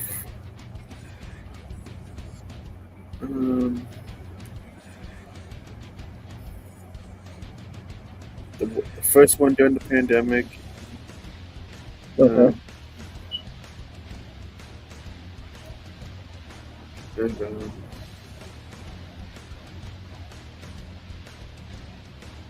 26. All All right. right. Cool. Oh, my favorite logo was Double or Nothing. What? What the hell? My favorite logo was Bound for Glory. Huh? My favorite logo was Slammiversary. Wow. All right, so here we what's got this? Paul Heyman guys. Paul Heyman goes to the Hall of Fame. So congratulations. So pretty much for this one, who are your top 3 favorite Paul Heyman guys, and who's a Paul Heyman guy you think should have been used better? Well, I'll tell you one thing. I really don't include Ryback. He wasn't that really much. He wasn't really a Paul Heyman guy. CM Punk, Rob Van Dam.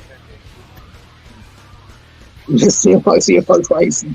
What? CM Punk twice. All right, I'll go real quick. Okay, go ahead. Obviously, my top 3 favorite Paul Heyman guys. Well, this is easy. It's gonna be Brock Lesnar, CM Punk, and Roman Reigns. Okay. And who should have been used better? I guess Curtis Axel. I guess. Okay. All right. I'll also go with obviously CM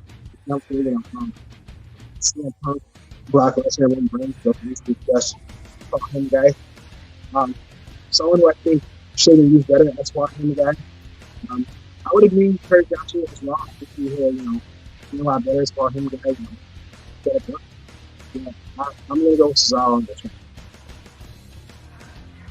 Why the fuck is Stone Cold there? I mean, technically, he kind of is a Paul Heyman guy because he pretty much helped him in ECW. So he kind of yeah. I mean, without Paul Heyman, he probably wouldn't have gone Stone Cold. If you think about it. That's right. Yeah. Yeah. So, I'll go with CM Punk, Brock Lesnar, and Roman Reigns. Okay. And yeah, I'm gonna go with Cesaro here. He could have been used better. The fact that they pair Cesaro with Paul Heyman, and really they had no plans for him other than for Paul Heyman to just say, that Brock Lesnar conquered the Undertaker's streak. It was all just to kill over Brock Lesnar. It was not to give Cesaro a push, and I thought that was wrong because Cesaro should have been the hottest thing coming out of the company, of the WWE after that match, winning the Andre the Giant Memorial Battle Royal. Yeah. And I remember he did an interview. Someone asked him that question. Why Cesaro didn't work out as Paul Heyman guy. What up? What up, Jordan? Hey, what's up, Jordan? Bro? It's just Jordan. Yeah. By the way, Robert, for a minute I thought you were going to say Cesaro should have been the one to end Undertaker's streak. I'm like, all right, that's it, Robert. Wait. What? You lost me. You know what? You know what's funny? On 2K14, I actually used Cesaro to beat the Undertaker streak, so that would have been ironic. Wow. Oh, in 2K. Oh, wow! In 2K14. Wow. Yeah, I remember that. He's literally the only one I beat Undertaker streak with. Wow. Yeah, I've been Undertaker a few times in defeat streak. But yeah, it's hard. It really is hard. Funny enough, I beat the Undertaker streak using the Big Show once. That's funny. That was one of his opponents too. Did you beat him with fucking Cena, Jalen? I don't think so. I would mainly use opponents that he faced before, like Kane and Kevin Nash and well, he did face Cena before when he lost. Well, I mean, yeah. Cena lost, I should say, not Yeah, Cena lost. Yeah, And it was great, by the way, when he lost. Yeah. Against bro. But yeah, those beat streak matches were hard though. But yeah, Robert, I misheard you for a minute. I thought you were gonna say, I thought you said for a minute, instead of Brock Lesnar beat the Undertaker streak, should have been Cesaro. I was like, what? Okay, I was gonna say, wait a minute, hold up. But I misheard you. I was like, oh no, you're high on something. Could have been worse. You could have said Jinder Mahal. Oh, fuck him. I would take Roman. Wait, could have been who? What? Jinder Mahal. Oh, fuck no! You want to piss me off? Fuck that. I said Wow. I'd rather pick Cesaro beating Undertaker at WrestleMania over picking Roman and Brock. Okay. The Roman one was just completely unnecessary. That was super unnecessary. Yeah, Yep. That was they only did that just for WrestleMania 34. You know, the only two men to beat Undertaker and Roman at WrestleMania, and that match was terrible. And and it still sucked. So, That match was garbage. You know what's I heard Roman had his documentary come out recently too. Yeah. Yeah, you did. it's on A&E. I gotta see it. Legends documentary, I guess. I haven't seen it yet. Yeah, Legends I documentary. heard it's pretty good, so I gotta check it out eventually. But Yeah, I gotta check it out. From what I heard, Roman actually bashed his own booking that he had during the Vince era. I'm like, wow. No surprise. I mean, That's crazy. I'm not surprised by that. I mean, I'm sure Roman Reigns was terrible. That's why I heard that he bashed the big dog character. I'm like, wow. That is I don't blame so him. He hated the big dog. Okay. I'm not surprised, especially when they have him saying freaking beanstalk promos and suffering succotash and tater tots. Like, I would have hated too. That was so stupid. Yeah. But But I don't blame him. Jordan, who is your top three Paul Heyman guys, and who's the Paul Heyman guy you wish would have been used better? Brock, Punk, and I'm being honest with you, Curtis Axel. all right. Like, I always felt that when he was the Intercontinental Champion and he, beat the hell out of Triple H, I feel like they could have done more with that. Yeah, because I remember that. Yeah, he always beat Triple H, and he was IC champion. So it looked like he was going to get a push, but they really didn't go much with it. And I bet Robert loved it when he beat up Triple H. I was like, my savior. No, you're my savior. And by the way, Axel is a much better name than Michael McGillicuddy, bro. Oh yeah. Yeah. That's a jobber name. Yo, because when I first saw him, I was like, is that Michael McGillicuddy? Like, but obviously he changed the name to Curtis Axel, which is way better. So. Mm-hmm. No, he should have stayed Michael McGillicuddy. No, his name should have been Curtis McGillicuddy. What? Yeah, just like Husky Harris should have been instead of Bray Wyatt. Yeah. Husky Harris. Yeah. No. I remember. I got a better idea. If he went to TNA or AEW, his name should have been Husky Wyatt. What? Husky Wyatt. Husky Rotunda. Or Bray Harris. Bray Harris. Bray Harris, yeah. And instead of the Fiend, if he went to AEW or TNA, instead of be called the Fiend Bray Wyatt, it'd be called the Colt Husky Bray. What? The Cult of Husky. Wow. The Cult of Husky. All right, so I guess everyone went. Right? No, Bray Wyatt went to AEW, who would join the Dark Order. Oh, God. I'm telling you, even Bray Wyatt probably couldn't save that garbage ass faction. Nah. No. All right, I guess we'll get to the next one. Fuck John Cena. Stop saying that. That is great. I know. Oh, okay, what's this? All right. All right, so obviously we got WrestleMania coming. So pretty much, what is your top 3 amazing WrestleMania matches? Like, what do you think? Like, what is your top favorite matches you thought were like 5-star classic, just amazing matches? You know, in WrestleMania. So Well, All right. Well. First off, fuck Hogan, by the way. I agree. Um, I agree. but And fuck But Cena what- too, by the way. No. You were good with Hogan. You were good with Hogan. Should have kept it. You should have kept it there. okay, but I'll say this. But Hulk Hogan, I'll go with Hulk Hogan versus Ultimate Warrior, the Ultimate Challenge. For Champion versus champion, title for title. Yes.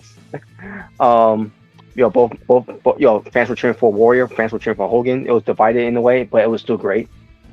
Dude, it was literally like two superheroes going at it, like in the 80s. Like, yeah. I'm pretty sure for the 80s kids, like, it's like, man, forget about He-Man and Thundercats. You brought freaking Hogan and Warrior? Yeah. Yeah, so I can imagine how that was like. Hell yeah. The second one will be Bret Hart versus Owen Hart from WrestleMania 10, the opener. Oh hell yeah! Classic match. Classic. Mm-hmm. Indeed. And my final one will be Undertaker versus Shawn Michaels from WrestleMania 25. Hell yeah. Classic match right Fuck. there. I love Fuck the you- 25 fuck you, match, Meltzer. Yes, But I also, I agree. I feel like the WrestleMania 26 match is very underrated too, because that one was good too. It was good. No, too, that was really good. That was good. Oh. Yeah. Career versus streak. Robert. Dave Meltzer says that those are not 5-star matches. Those matches were in Japan. They didn't have Kenny Omega or Young Bucks in them. Or Will They did- Ospreay. Or Will Ospreay, or Okada, Okada. Yeah. or random Japanese guy. Didn't have any of them. Kota Ibushi. Okada Ibushi. Did it have 100 flips? Did it go for 5 hours? What? There wasn't enough super kicks. There was not Yeah. enough false finishes. Yeah. Yeah, It doesn't matter what you think, Right, Dave Meltzer. Even though that did right, have, Robert. Those weren't Eight- 5-star matches for that reason. yeah, sure.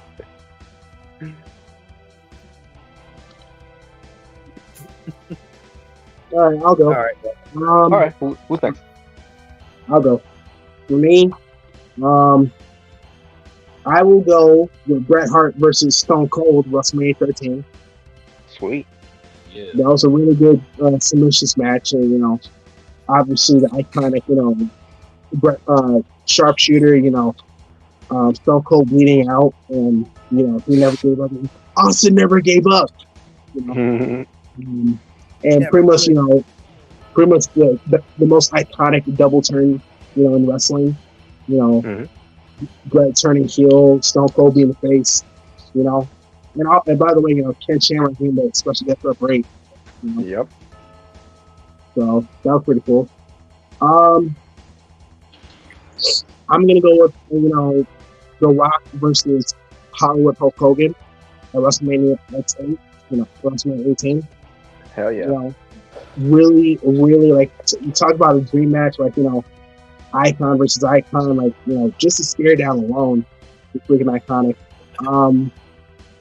And obviously as much as I like Hogan as a person, I'm not gonna lie. Whenever I see the whole Hogan up thing, at WrestleMania X8, in the fans' reaction, I get hyped. I get to. Like, what you gotta do, Rock? My God, The Rock can't believe it. What you gotta do? And then when he hit the leg drop, and JR saying he beat Andre the Giant with that move. Oh man, just one of my favorite moments of that. Just man, I can't imagine what it was like in the crowd. Like, it was electric. No pun intended. And if I had to go with one more match, this might be recency bias, but I'm actually gonna go with Cody Rhodes versus Roman Reigns of last year's WrestleMania Goes Hollywood.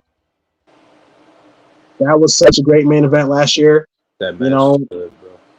That match was so good. Just everything about that match was just so good. Such a great main event. That's why I'm so excited for this year for Cody versus Roman 2. I cannot wait.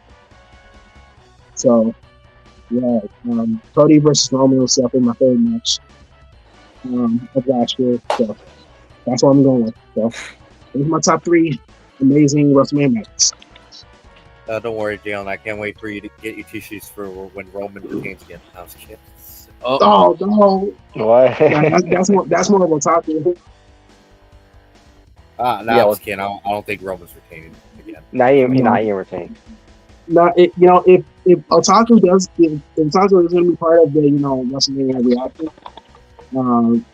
I just want to see his reaction if Roman loses and Cody wins. I just want to see his reaction. Like yes, he's probably going to be crying tears of joy. You're crying tears of joy. Thank you. You're no longer a traitor. Wow. Oh God. You're no longer a traitor. What the fuck? Man. I can't wait for WrestleMania this Saturday and Sunday, man. It's gonna be fun. Yes, and I will be live, by the way, for those 2 nights for WrestleMania.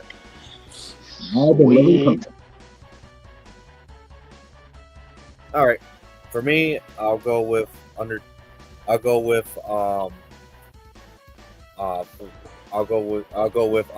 versus Shawn Michaels at WrestleMania 25 and 26. Okay. And for my number 1 would be Hogan versus The Rock at WrestleMania 18. All right.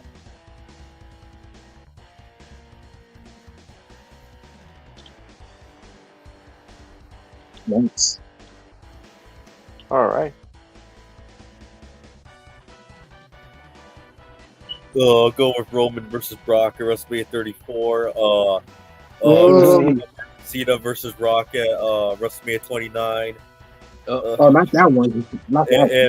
And Michael Cole versus Jared King Lawler. Oh God! No. And it was in Georgia too. No. That WrestleMania was trash, bro. It was in Georgia too. Why did I get the worst WrestleMania? Why? You deserve it. That's fine. Well, if it, Wow. if it makes you feel better, Jalen, if it makes you feel better, I also had 34. So, I mean, I had 30, but I also had 30. I was just about to say, at least you had 30, bro. You had 30. I had WrestleMania 27. Like, it's garbage.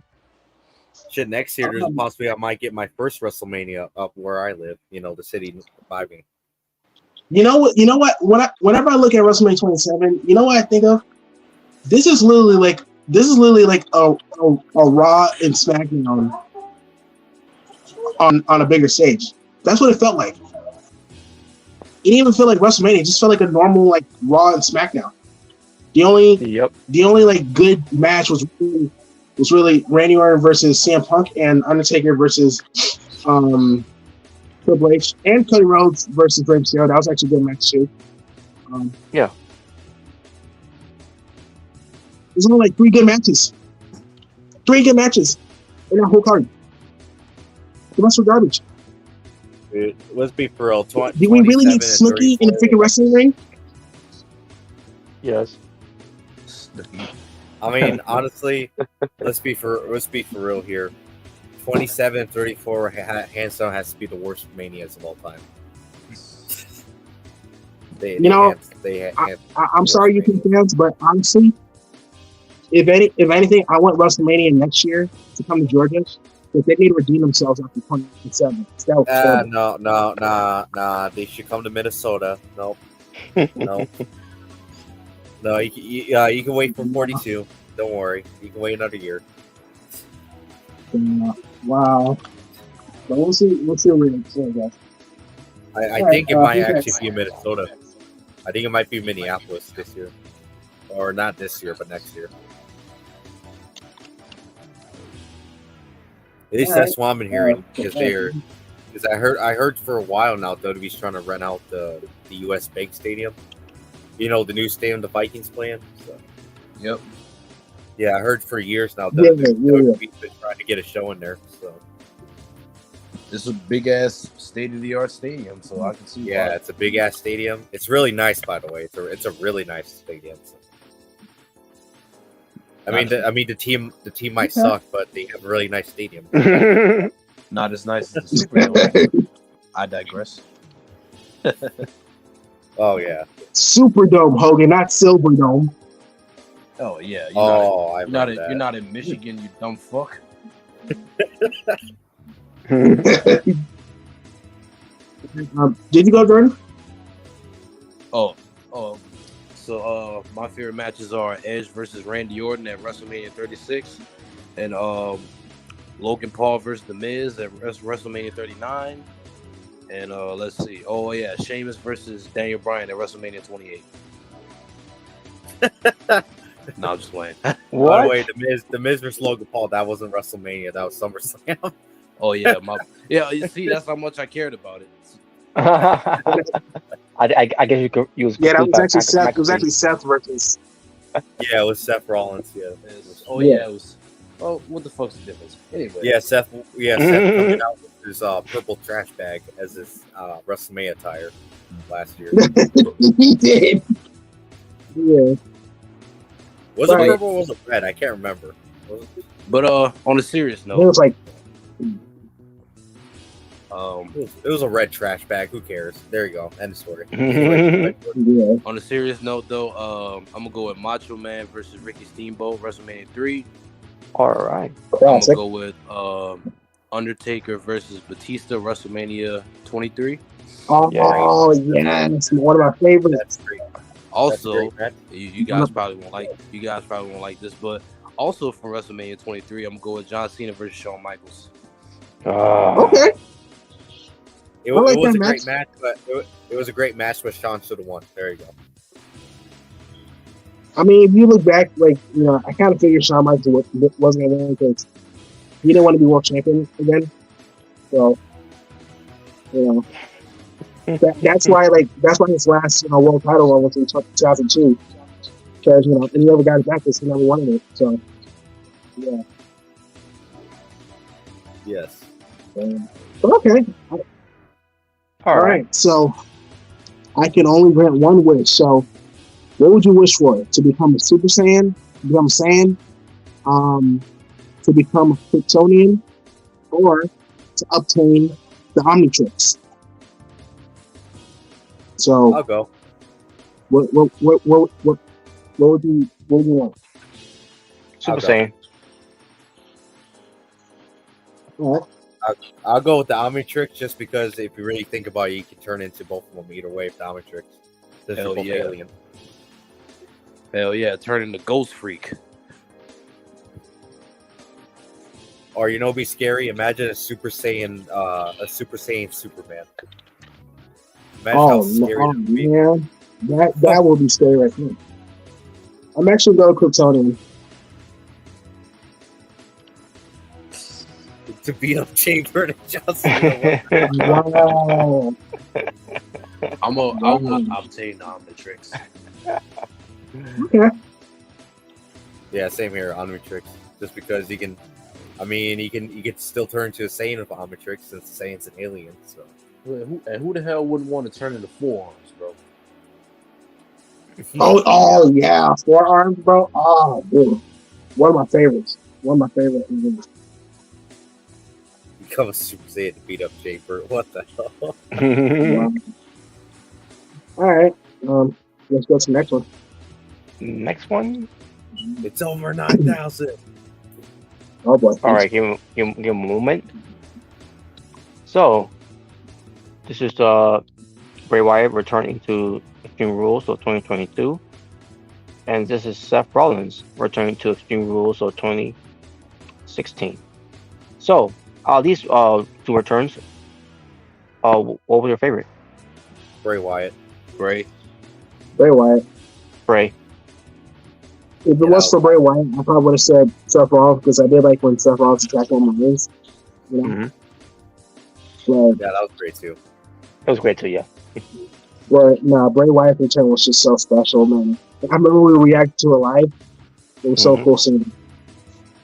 It was such a cool moment seeing it back.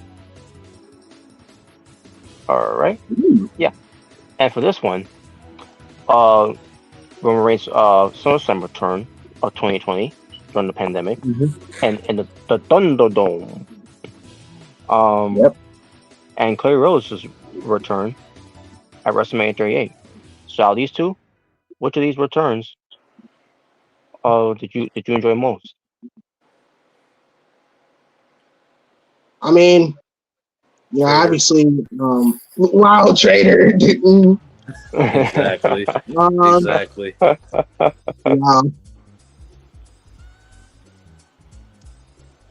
What the hell? He just left. The fuck? What the hell happened? Oh well, but I'll go with. But if I had to choose one, I'll go Cody. Same here. I mean, the thing is, with Roman Reigns, when he returned, he had a new gimmick, like a new attitude. I'm like, oh shit, it's Roman Reigns. When Cody returned to WWE, I'm like, oh, you goddamn snake. That's hilarious.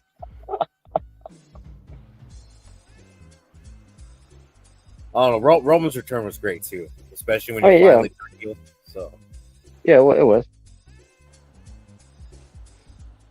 And I know, I don't know if the documentary mentioned this. It tends to Roman Reigns, it tends to A&E. But Roman Reigns, on that year, he was going to call it quits.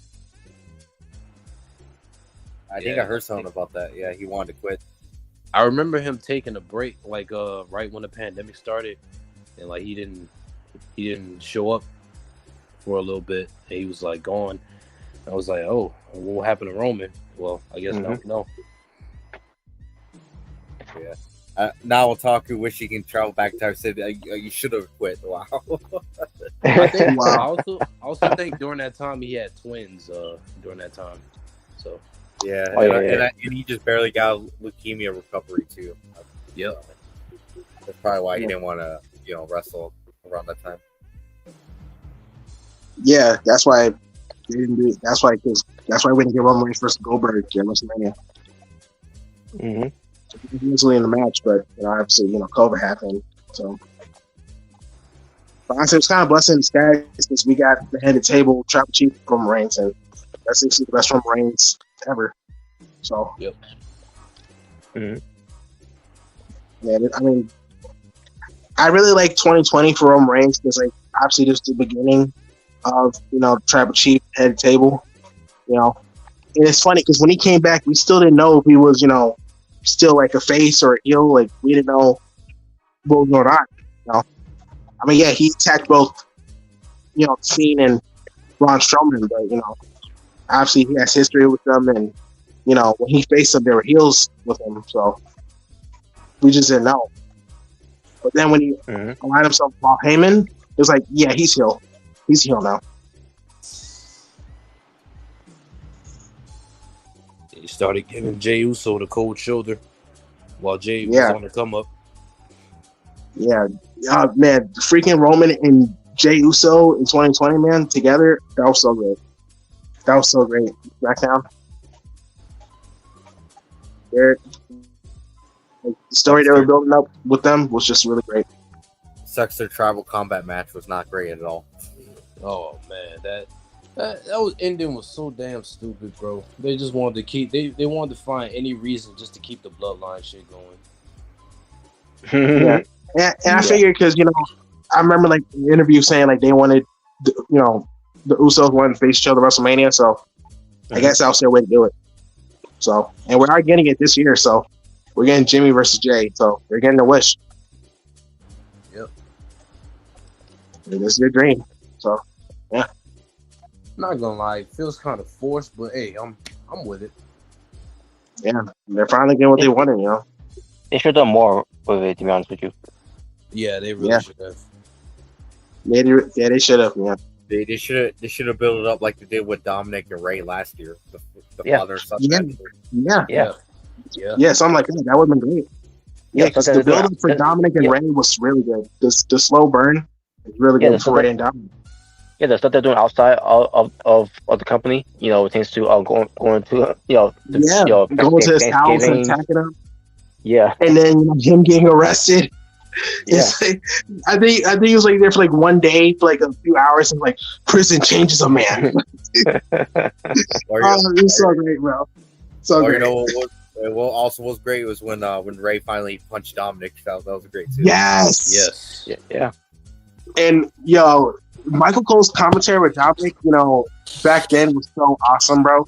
Like he just hated Dominic. Like this was like old school. Like this was like a ruthless superstar Michael Cole. Like, Yeah. Oh man, I thought that. He's your father, for God's sake! And then when freaking Edge low blowed him, like, well, first he's like, "Oh yeah, here comes your judgment day, Dominic." And then Edge low blows him. I was like, "Good, you damn brat." Oh man, I love it. I love this commentary for Dominic. He hated it. You know, it would have been Michael's night commentary nightmare if he had to call a match between 2010 Daniel Bryan and Dominic. Oh yeah. So now we got a nerd and some brat. He was the biggest Daniel Bryan hater, and then 4 years later, he's marking out for him winning the WWE World Heavyweight Championship. Hey, look at this. It's crazy how 4 years. 4 years, yeah. I remember that, bro. Like, Mr. Personality, Mr. Boring. I remember that. That's when Michael Cole was a full-fledged Miz fanboy. Yeah. Oh my God, yes, he was. He was such a dick rider for Miz, bro. Oh man, I remember that. Yo. Oh my God. All right, so what's this one? Yeah, I should make it a little bigger. So obviously you see here, A is Seth Rollins and Roman Reigns with the title. You got B, McIntyre and Cody Rhodes with the title. Yay! Seth Rollins and Cody Rhodes with the title. And D with McIntyre and Roman Reigns with the title. So from A to D, which one do you see the outcome coming out of WrestleMania? B. Yeah, Drew McIntyre and Cody Rhodes winning the titles. The dashing ones.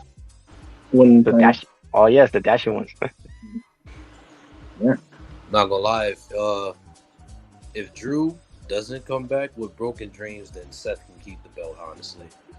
Wow. Oh, come on. I know his character work is some of the best character work, but coming out to that dumbass bagpipe bullshit really doesn't match your character, dude. It just makes you look goofy. I think he does need to change up his name. Thankfully, he doesn't come off with sword anymore. It looks like a cartoon character. Thank I God. didn't mind him, to be honest. I actually didn't mind him with the sword. Yeah, until Paul Heyman said, "Oh, sword ass Drew McIntyre." Sword ass Drew McIntyre. Wow. You know what? Drew Mac should bring back. I'm surprised they didn't sell those.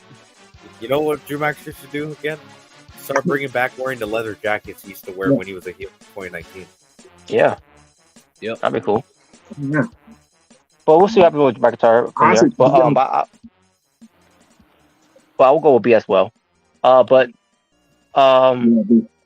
think we're missing the bigger picture here, because we still got Damian Priest with that briefcase. People are forgetting about that. Yep. Oh, we messed up. So messed up. Oh my God, Cody finished his story. Next, Damian Priest cashes in and takes it off. Oh no. Yeah. No. I can see that happening. I honestly, if anything, I see him probably cashing out Drew McIntyre. It could go. For me, it'll go both ways: Cody or Drew. Because I get a feeling once Roman loses that title, he's probably not going to come back for a while. I get a feeling, he's not going to be around. Yeah, I'm sure he's going to take a break. Oh yeah. Yeah. But more so Drew, because Drew hasn't they talk a lot of trash to Damian Priest at the time too. Yeah. Oh yeah, they never really finished their story. You see what I did there? Well, in the words of the great one, fuck their story. All All right. I mean, if I'm gonna be honest with you, I still think the Raw's gonna turn on Roman probably at night 2. So, and that's So, gonna like, set up their match for WrestleMania 41. yeah, I'll get to, when we get to predictions. I'll give my predictions of what's gonna happen. Yeah, we'll get to it when talk about it. All right, All for right, this one. Xbox. All right, for this one, what is your favorite Xbox logo? So pretty much. Oh yeah, Ram will love this. The original one. He would if he was here. The original one.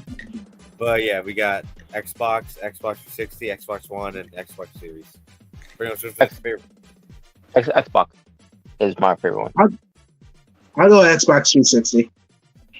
I mean, I played the original Xbox, but the 360 is really what I've known most of my childhood. So I'm gonna go. Yeah, me too. Me too. I never played the original Xbox.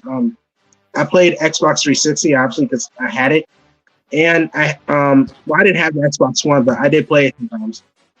Because my cousin had it. My cousin had it too. The Xbox. Yeah, I didn't play the Xbox Series though. I haven't played that yet. But yeah, Xbox 360 is just classic for me. You know, that's what I grew up with. So yeah, I'll go with Xbox 360 as well. All right.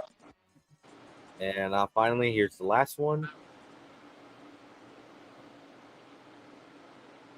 Beard edition. For this one, who would be the perfect Wyatt family member? Wow. Oh wow. With Okay. long beard. So you can pick 2. Who do you think who's the best? Who are the 2 best looking ones in the beard with a beard, pretty much? I'd say CM Punk and honestly, Julius Creed. He actually doesn't look bad with a beard. I'll go with the Creed Brothers. Okay. Well, they become the new Bludgeon Brothers then. I mean, honestly, even without a beard, I feel like Dexter Lumis, he already fits in with the Wyatt family. So, yeah. But you know what? If they have the Wyatt Six, actually be a thing in WWE, I can see him be part of it.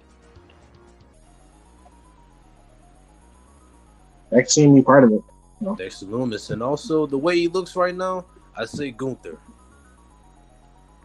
Okay. Gunther. Actually, no. I'm gonna say Dominic because he looks ungroomed right there. So, okay. he'll fit right in with the Wyatt family, basically. Yeah. All right. I'm not gonna lie, the Miz kind of looks like Matt Cardona. Yeah, he does. Yes, he does. Yeah. He does. Always ready. Speaking of which, I did see the open challenge with Adam Copeland. Oh yeah, I want to mention that too, by the way. I actually marked out when I heard that Matt Cardona actually took the challenge. Friday. I was like, what? Matt Cardona came back to AEW? Like, I mean, obviously he's not full time, but I was like, wow. And he's facing Edge, his old leader. Yo. Yeah, and this is for making me dress like you and get beat up in your title matches for you. Yeah, and these two had of Raquan. I don't remember these two ever having a one-on-one match, and it was great. It was really good for what I saw, and I heard also like he trademarked self-made superstar Matt Cardona. Mm-hmm. Yeah, so I guess that's obviously gonna be like probably his new nickname, a new T-shirt, So yeah, I saw the match and it was really good. I was like, wow, we got Edge and Zack Ryder facing each other. Edge heads, like Edge has reunion confirmed. Like I remember I made a comment saying that. Oh, they'd be called the Copeland. Could you imagine that though?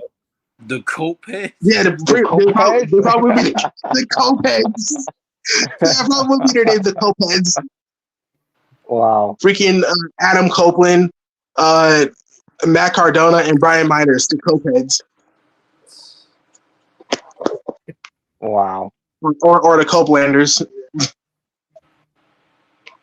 All right, but back to this real quick. If I had to choose 2 real quick, I'll go with Gunter and Dominic. Okay.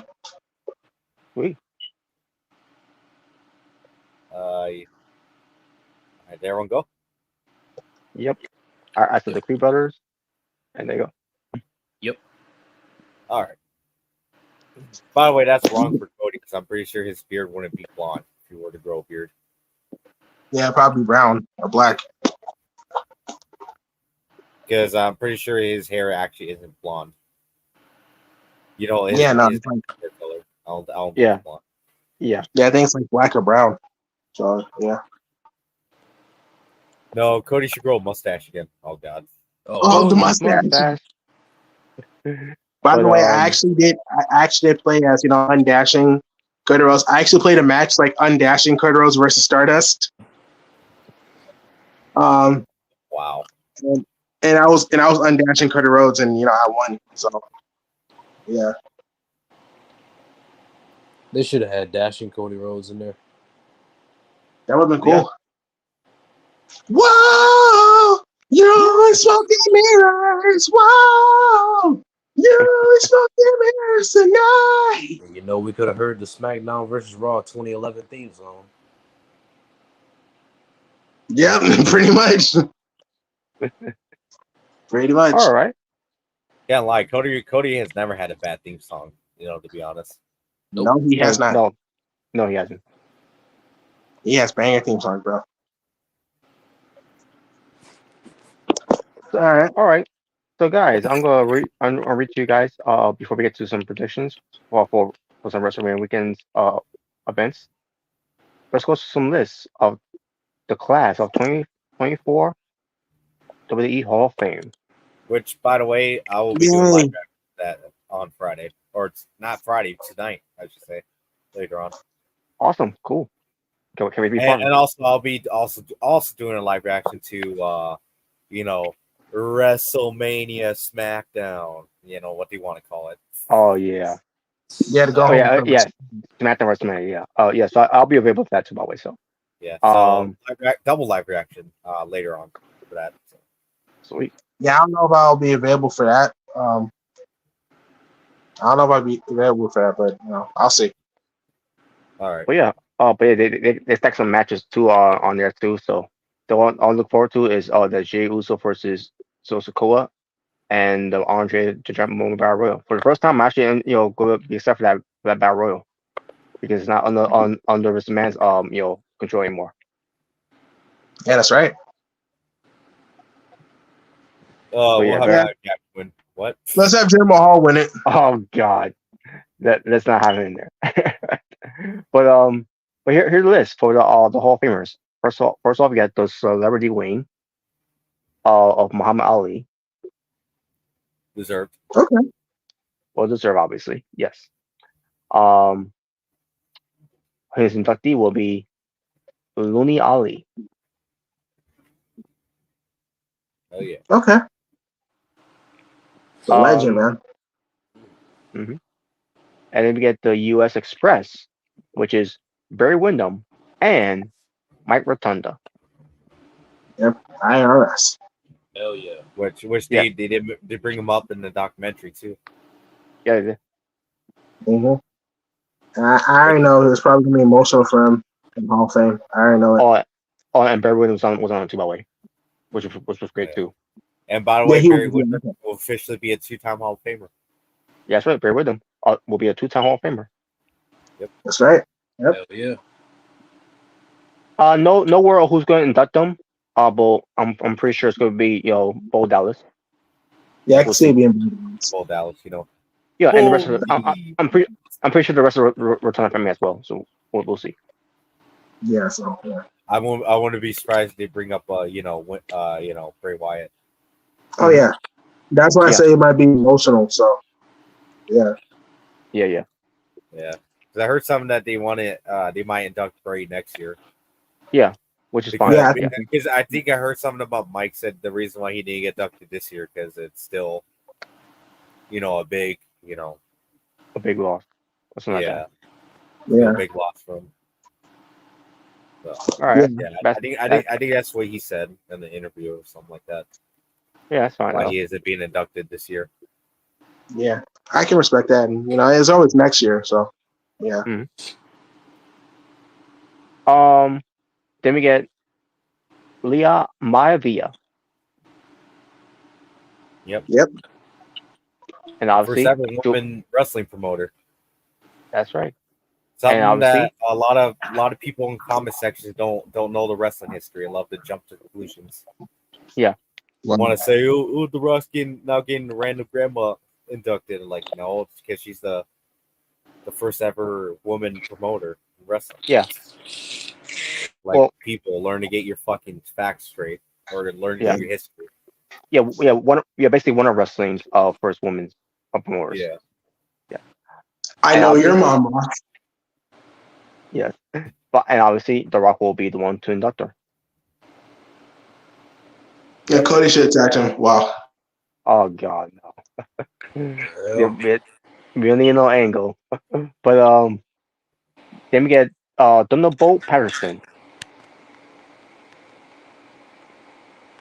Yep, the guy that actually inspired Dusty Rhodes. Hmm. Yeah. So I wonder who's going to induct him. Yeah, he'll be inducted by someone named Scott Spears. No Okay. idea. Yeah, I already don't know who that is, but hey, we'll find out when we see the Hall of Fame. Bull Nakano is going to be in the Hall of Fame. Hell yeah. Yep. Hell yeah. Always love. Dude, have you seen her? How she looks now? Hell yeah. She looks so different. She does. Yeah. Always loved her voice. Hell yeah. And she'll be inducted by Alundra Braze. That makes sense. Yeah, it does. It does. Yeah. And finally, the headliner of the Hall of Fame, because there are going to be in Philly, Paul Heyman. Deserved. Hell yeah, Oh deserved. yeah, definitely. Oh, well deserved, bro. Well deserved. When I heard that WrestleMania was going to be in Philly, I was like, yeah, they're going to have Paul Heyman Hall of Fame, right? And sure enough, they did. I didn't think it was going to be the headliner, but you know what? It's well deserved. Mm-hmm. And Easily one of the greatest managers ever. yep, he is. And he'll be having Roman Reigns induct him into the Hall of Fame. Yep. Yeah, so that's pretty cool. I thought it was gonna be I thought it was gonna be CM Punk, but the fact it was Roman Reigns, I'm like, okay, I'm cool with that. Some people said it should have been Brock Lesnar, but I'm like, yeah, I don't know about that. Yeah, not gonna happen. I mean, if that whole controversy never happened, then it probably would have been. But I mean, he hasn't did anything wrong, but it's not time for him to come back now. yeah, not right now. Yeah. Plus, by the way, I can't picture Brock doing a speech. I can't picture that. No. Yeah. But Roman Reigns, that's a good choice. I mean, to be honest, he saved his career. So yeah, he really did. So yeah. And there you go. Those are your inductees. Now there's no Warrior Award there. Which you know what? I'm fine with that. And on top of that, I always have an issue of the Warrior Award because of the name. Because you have to try it was trying to represent the Ultimate Warrior. And like and I love the Ultimate Warrior and all, but the things that I heard of him, some mean things he said.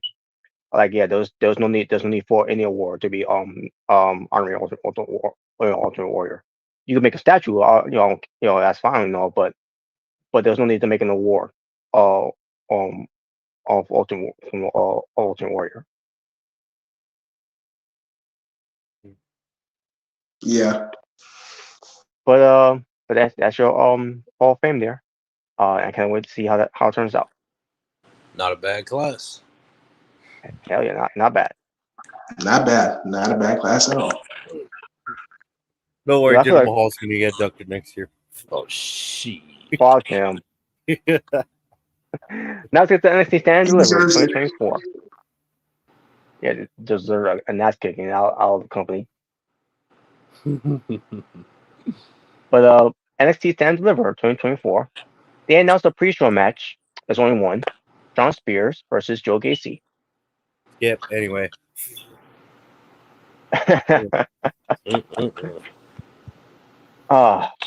Whatever. Yeah, it's not, I don't have to watch it. I ain't Yeah, he watching was that smart. shit. Fuck that. Joe Casey doesn't interest me anymore. Typical fickle Smarkwell. Come on! You didn't like it. Come on! You don't like it when Kevin Owens and Dean Ambrose do the fusion dance? Oh wow. It's Or just Bray Wyatt and Kevin Owens do the fusion dance? I just have not been enjoying this at all. What they're doing with Joe Casey. Yeah. It's Abel's fault. Wow. Yeah, it's Abel's fault. She was the one that was trying to save the group, and then he told her to leave. But okay, but it's her fault. Yeah, typical women. Wow. Wow. But Ilya Dragunov defends his NXT Championship against Tony D'Angelo. I think Tony D'Angelo wins this. Yeah, I think Tony D'Angelo wins. I heard something that they want to move Ilya Dragunov to the main roster. Good. I think he's ready. I Yeah, I mean, think he's been he's ready. Obviously, he's been ready. You know, it'd be great to see again was have Ilya Dragunov debut in the main roster, but he confronts Gunter. Oh, that'd be That would be awesome. Hell yeah. Yes, that would be great. Remember me, Gunther? I kicked And then, your like, you know, ass. Gunther looked scared. Because, like, Mhm. remember, he's the one that made him tap out. You know, he didn't just beat him, he made him tap out. That's So- right. Yeah. I'm when we react to that match on Dude, McGregor's yeah. channel. I was Yeah, I I remember couldn't believe it. My reaction was like Yeah, I couldn't You believe it. look Like, shocked. not You only were did he like, beat him, what? he made him tap. He made him tap. Like, I lost my mind, and that match was so great, man. Oh man. it was. So I wouldn't mind Dragunov versus Gunther again, bro. That would be a banger match. You know what? Hey, I mean, since Clash of the Castle is coming back, have that be the match there, Oh man. dude. Sean- That'd be so awesome. Oh yeah, Sean Spears a traitor. What? Oh wow! Sean Spears a Wow. traitor. Wow, really? Jay Bird a dork. What the fuck? Well, Wait, you said what? you can't be a traitor if you suck. So Oh, Oh yeah, Oh. that's true. That's true. Anyway, But anyways, all right. Obafemi defends his NXT North American Championship against Dijak versus Josh Briggs. Triple threat match. JBL Jr. Obafemi, I think he retains. Yeah, he's retaining. yeah, I think Obafemi. You know, he's a I beast. think he can retain. Oh Yep. yeah. Yeah, he is. Let's hope they don't collapse the ring. That's all I'm gonna say. I just hope when we get to watching the show, these crowds, which I'm hoping they don't do who when he comes out.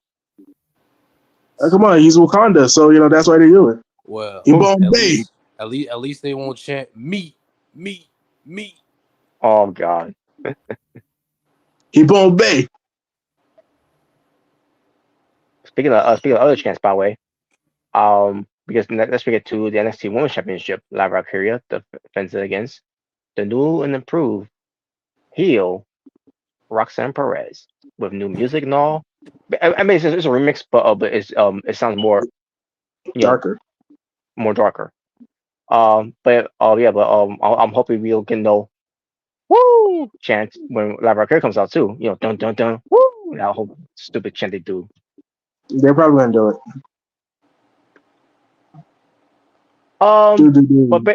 But based on this build up too, first of all, I was against Roxanne Perez winning it, but like, you know what, forget it. Give her the belt. Nah, I think Ladder's gonna retain. Actually, my mind, give her the belt. Live Valkyria said something stupid during that segment, by the way. Wait. Well, what did she say actually? So, it was the whole No Endor section they did. Which, by the way, that Metaphor, they're gonna be the host of Stand Deliver, all four of them, which is great. Yeah. That means we can see more of Jakara and Lash Legend, your favorite. Don't worry, we'll have someone else come out and try to fight him, and they pull quad. Like what? What? Yeah, we'll have the New Day come in and take the spot. No, No. No, no, Just, no. just give us Big E. nah. But Oh yeah, Big E. Yeah, that's fine. But Lab Valkyria. You know, Big E should have been the host of WrestleMania. That would have been great. Oh yeah, I agree. That was great. I'm proud of that. Well, my guess is probably he's gonna be one of those guys in the panels on the pre-show. Yeah. Yeah, I can Which, see by that. the way, they need to put him and CM Punk on commentary together. Those Oh two yeah, are like great. yeah, like they did on the press conference. They did. Those two Yeah. have chemistry. Surprising chemistry. Yeah, I mean obviously, they I think they worked together before. When Punk and Big E had that feud. Yeah, Yeah. or a mini feud. Actually, yeah, they did. Yeah, I remember now. Yeah, I remember also they did team up together one time. I think with Cena. Like I think it was against the Shield. Yeah, So- yeah, you're right. Yeah, you're right. They did. Yeah. But I was gonna say, Rob Myra Valkyria. can retain, so Julia can beat her. Oh yeah, I did hear that she might show up. I heard that. Wait, Who? oh wait a minute, Julia. Julia. Wow. Okay. I guess she might. Oh yeah. I think so. But I was gonna say, Glad Valkyria. Like I said, she said something stupid because the whole thing Roxanne Perez, where she wants to went back to tell that she never lost in the first place, and then she mentioned the whole thing with Indy Hartwell, in that ladder match they had from Stand Deliver last year. It's like she said that that Indy Hartwell she climbed faster to get that belt, and I listened to her saying that, like, wait a minute, she didn't climb, she got assisted by Dexter Loomis, who came out of nowhere. What are you talking about?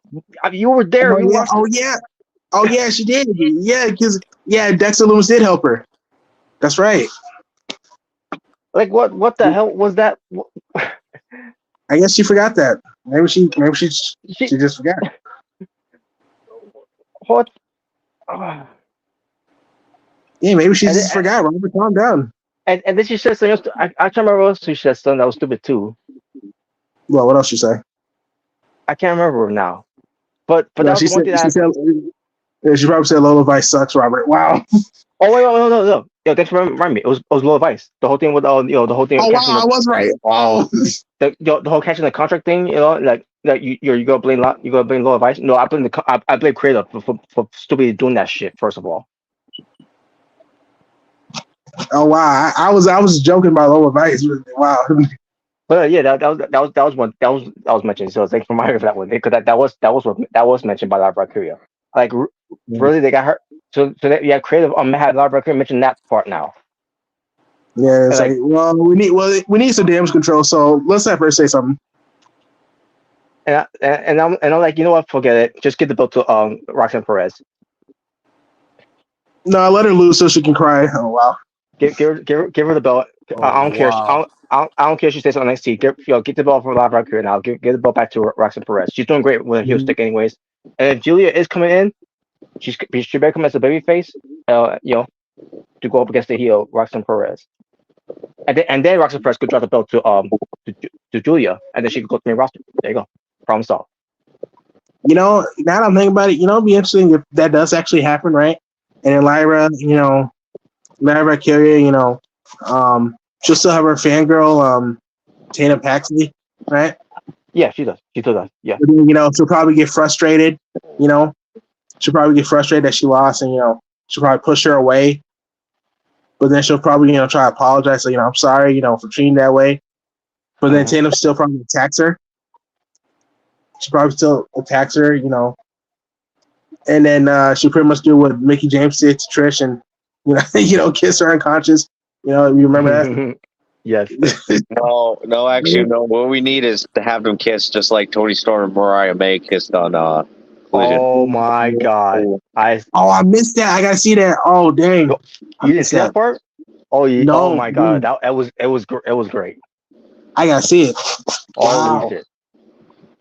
I wonder if it's on YouTube.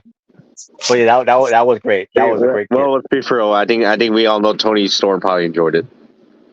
I know. I know. I mean, she I'm is pretty sure bi, she did. so And I'm pretty sure she is bi. they made Juice Robertson rock hard wherever he is right now. Oh yeah. But but yeah, Or made him say it should have been me.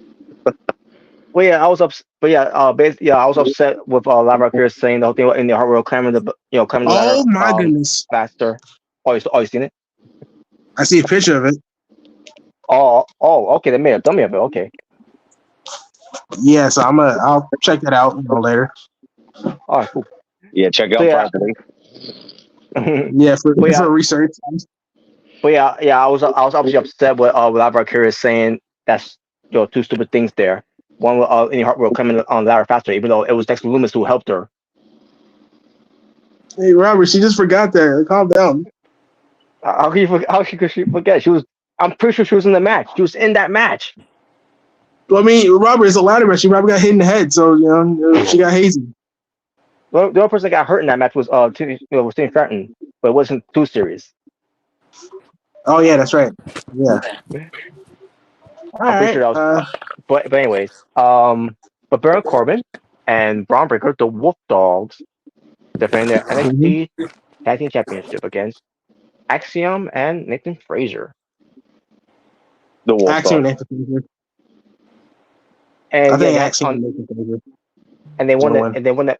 And yeah, I think they won the Spirit Power too. But I thought it was gonna be the Good Brothers. Especially I thought so too. Yeah. especially that true draft match they did. I thought it was gonna be them winning, and then it was gonna be the match with the Wolf Dog versus the Good Brothers, and it was gonna be Good Brothers all night to win the tag titles. But nope, they decided to go with these guys instead. So yeah, we'll see how this turns out. I'm pretty sure it's gonna be a good match. It's I just think it's gonna it's be just Axiom. I think it's gonna be Axiom versus Nathan and Nathan winning. and I like this tag too, by the way. That Yeah. they're doing. I mean, obviously they have a lot of history, so it makes sense for them to be a team. So yeah, so I think they're gonna win. So we'll see. We'll see. And Braun Breaker will finally get moved up. I mean, he's already moved up anyways. But he'll be officially titles. So, yeah. He'll be officially away from NXT. Yeah. I think NXT Stand and Deliver is going to be a send off. So yeah, that's what it usually is. It's usually a send off show for and some NXT talent. And Baron Corbin will turn on him by doing end of days. There you go. I can probably see that. I can see that. Then we get to a 6-woman tag team match. Thea Hale, Fallon Henley, and Kalani Jordan. Yay! They will take on Jessie Jane. Yay! Kiana James. Yay! Yay! And Izzy Dane. Yay! Yay! Being coming by Jasmine Nakes. Yay! Oh, she looks good, man. She does, by the way. Yeah, she does. She does. I want to see what she could do in the ring, because we only saw her that one time against Thea Hale. So. And she got injured, didn't she? I don't think it's a real injury. I think it's more of a kayfabe injury, because Thea Hale did the whole thing where she snapped her arm. Because she does a Kimura lock now. So. Oh yeah. Also fuck Doctor Strange. I mean Andre Chase. Well, thank God they're not on the show. So. Thank God. By the way, they actually have the Chase U entrance. I hope they move him to the main roster just so he can put his ass on the main event, so we never see him. No. Could you imagine? Could you imagine seeing him and Johnny Gargano together? Wow. Yes. He's like, I got an idea for Roberts. Have Andre Chase go on Raw and he recruits Shinsuke Nakamura to join Chase U. Oh, no, fuck that. No. We are creating an anime class. So wow. Get out of here on that. And he could recruit Bronson Reed too. Wow. Damn. Godzilla. King Kong. But anyways, and finally, the main event. Yep. Carmelo Hayes versus Trick Williams. Well, that's true. What? Well, Trick Willie. Yeah. Shamo. I Oh need Kirk man. Williams taking the W. Yeah, Oh yeah, I can see him. Trick, Trick He's Williams obviously winning. winning because Carmelo Hayes is getting that call up. Yep. And plus, But yeah, but, I think Trick Williams got some family in Philly, so mhm.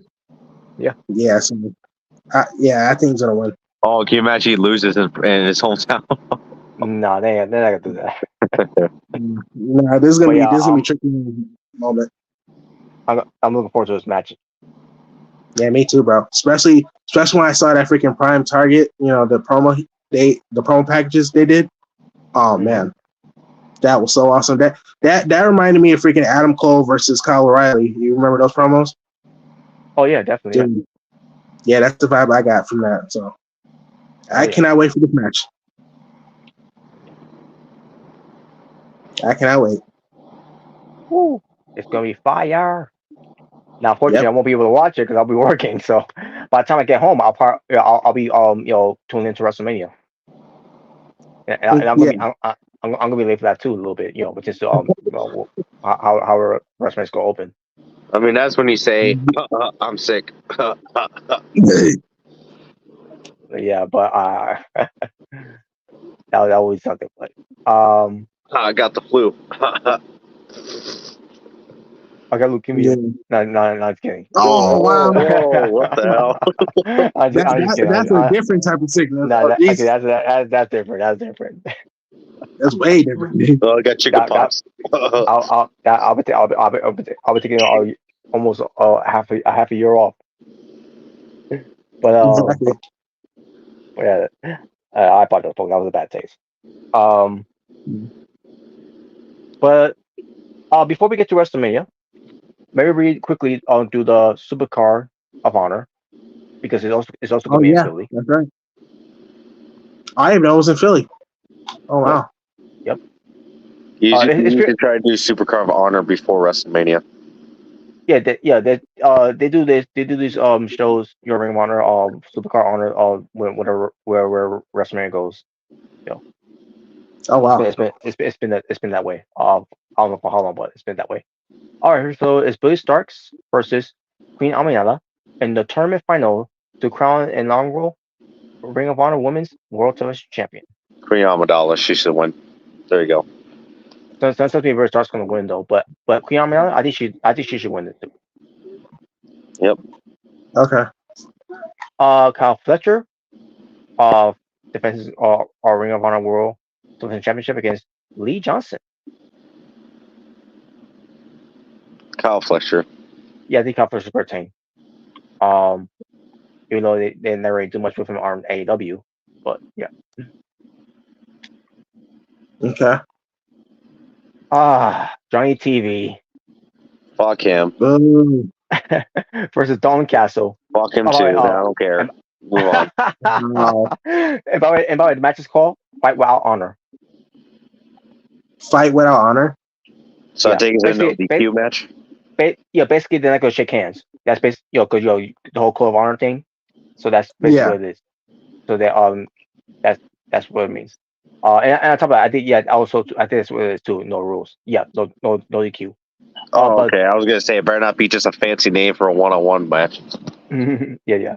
I remember Alan Cole and Kyle O'Reilly had matches like that too on Ring of Honor. All I'm gonna say is don't have the referee stop the match. Yes, and unsanctioned. Yeah, unsanctioned. I mean, was I wrong though for getting mad at that?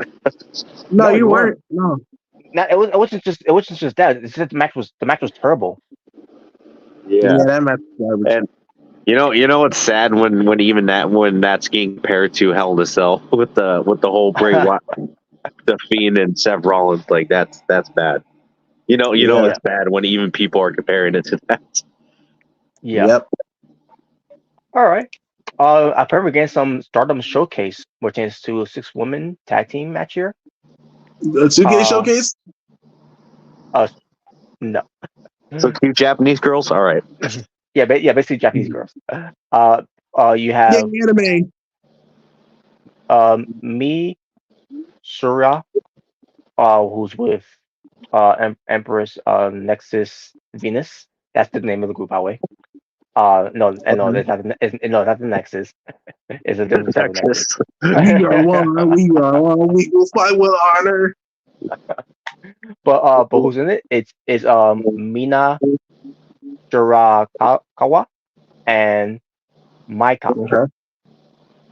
versus. I'm sorry, guys. Yeah, I'm trying to pronounce these Japanese names.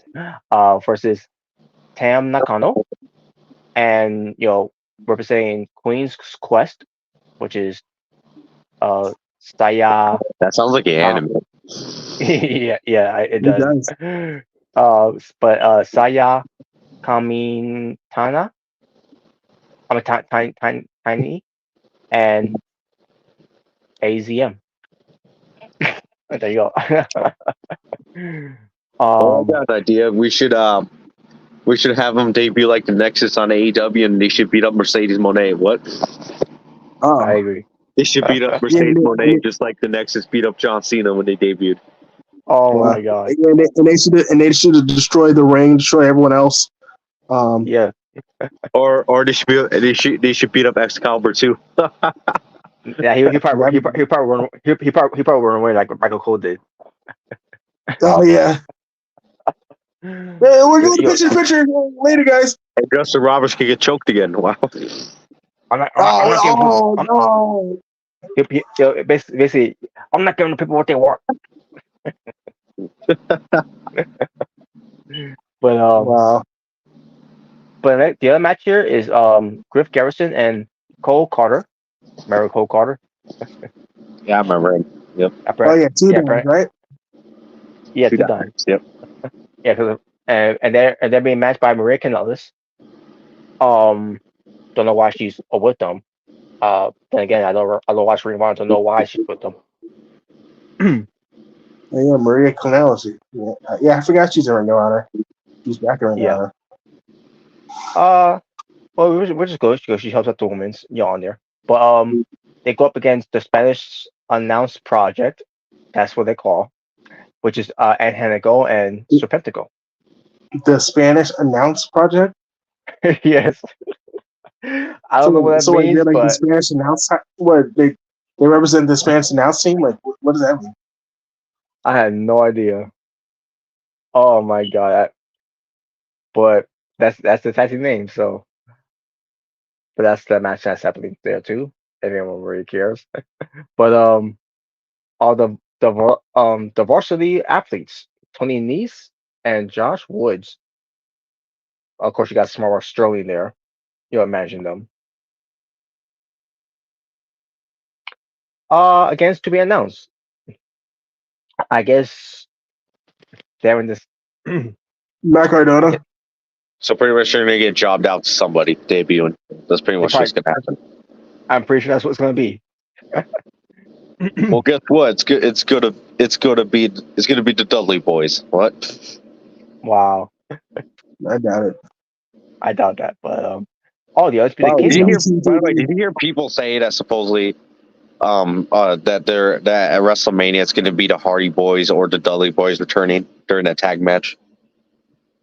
Yeah, I remember. Yeah, I remember even Matt Hardy. He was interviewed and he asked Chris Van Vliet asked him a question. Well, I doubt that because Jeff Hardy will know his status of his contract. Yeah. Let alone don't know his status at all after that match with Sam Guevara. They weren't sure if he had concussion or not. Yeah, and also I heard an interview too where Bully Ray said that Devon can't really wrestle anymore. So No, he can't. yeah, so good luck with that, people. And it's the thing too because Devon it wasn't really a much of a match. He didn't really do much, but he did make a return in the ring back in the 1000 episode for TNA, which was months ago. Again, it didn't really do much, but hey, Ace didn't take the type of bumps that he shouldn't be taking. Yeah. But anyways, but the Undisputed Kingdom, Matt Taven and Mike Bennett defends their all Ring of Honor World Tag Team Championship against the infantry. I mean the infantry, which is Carly Bravo and Captain Sean Dean. That's the match there too. All right. Athena defends her Ring of Honor World Women's World Championship against Hikaru Shida. Thank God. Because Yeah, I heard. Yeah, I heard that she's in Ring of Honor. I think I saw a promo of her. yeah, yeah. Yeah, I so guess she's AW. in Ring of Honor now. Yeah, I guess AW doesn't want to push on AW no more. So, Holy Cheetah. but it's whatever. Um, I think so. and, and finally, Eddie Kingston defends his Ring of Honor World Championship against Mark Briscoe. Eddie. I think Mark Briscoe. He's probably winning. We shall see. I think Mark Briscoe. All right, so that's the card for Supercard of Honor. Now, moving on to WrestleMania, the main event. The Big Show. Big time. I'm on my way. I'm making it. Yeah. That was a great song for it too, by the way. Fuck John Cena. No. What the hell? But so we go. Night one.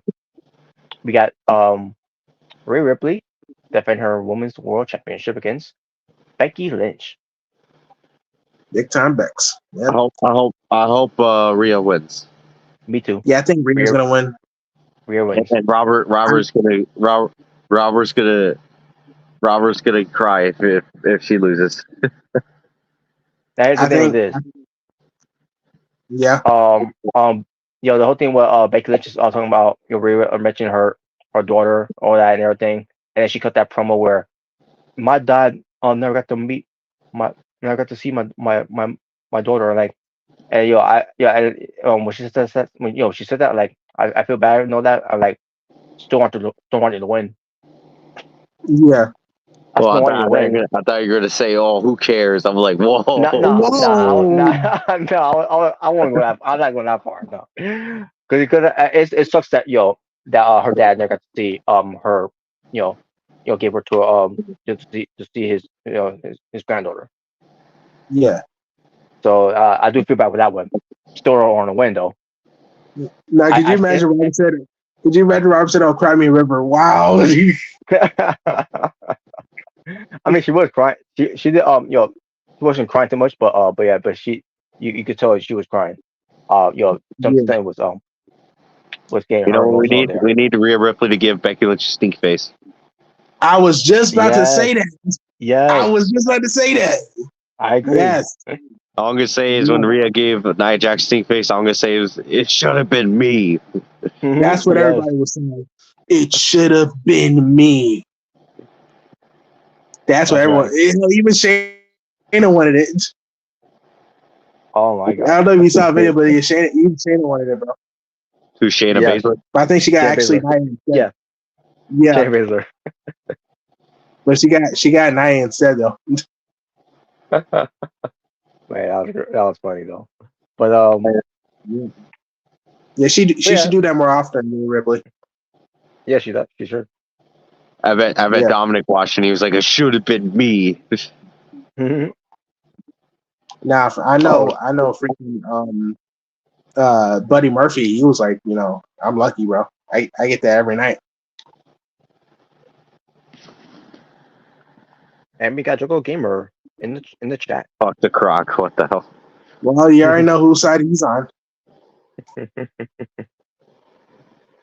already know whose side he's on. Yeah, I mean, Rock's been getting his old gear back, so yeah. But then next we get to, obviously everybody's gonna she should retain. any other outcome will piss me off. What if Charlotte return and cash their money in the bank? No, Did no.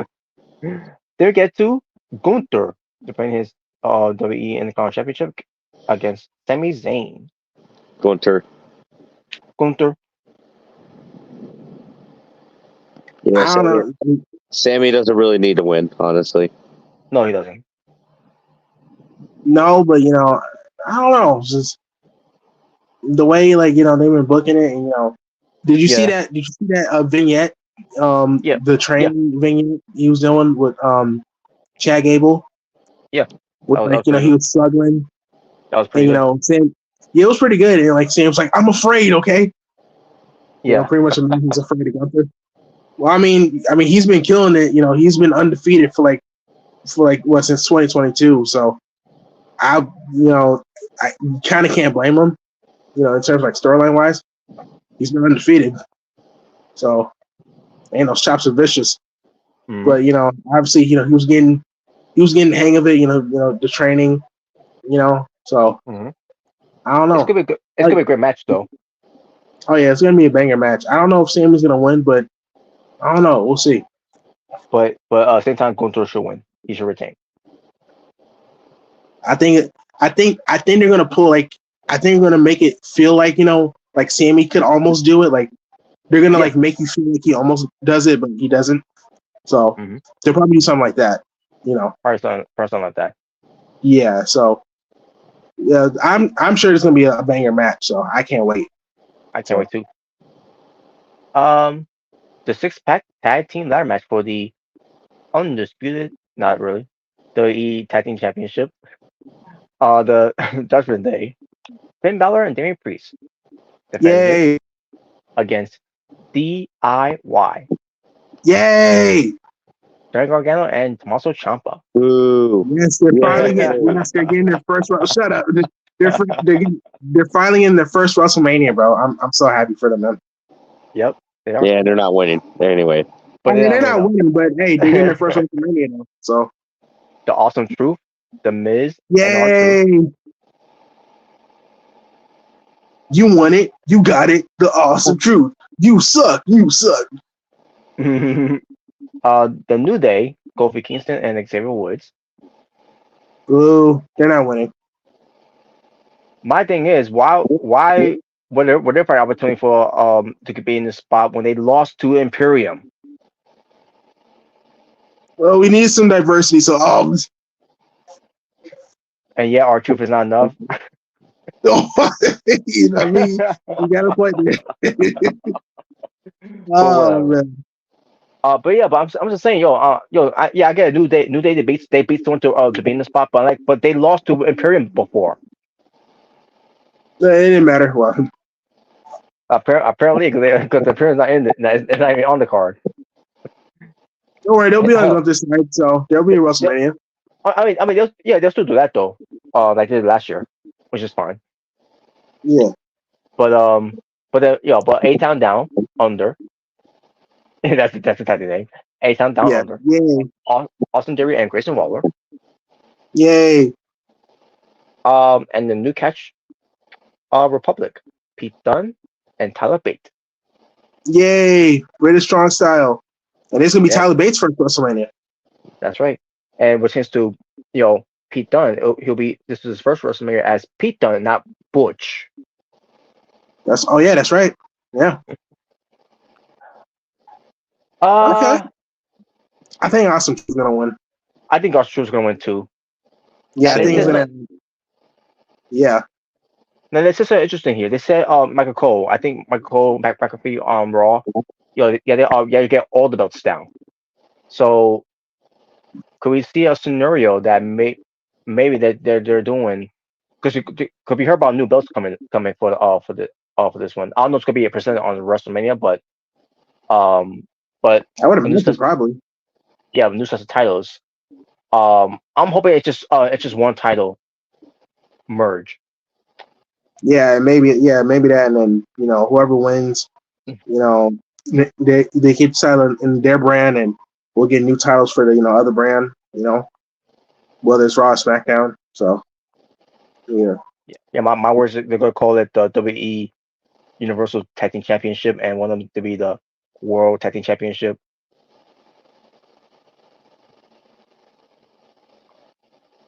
But we'll see. But yeah, I could definitely see the Awesome Truth winning.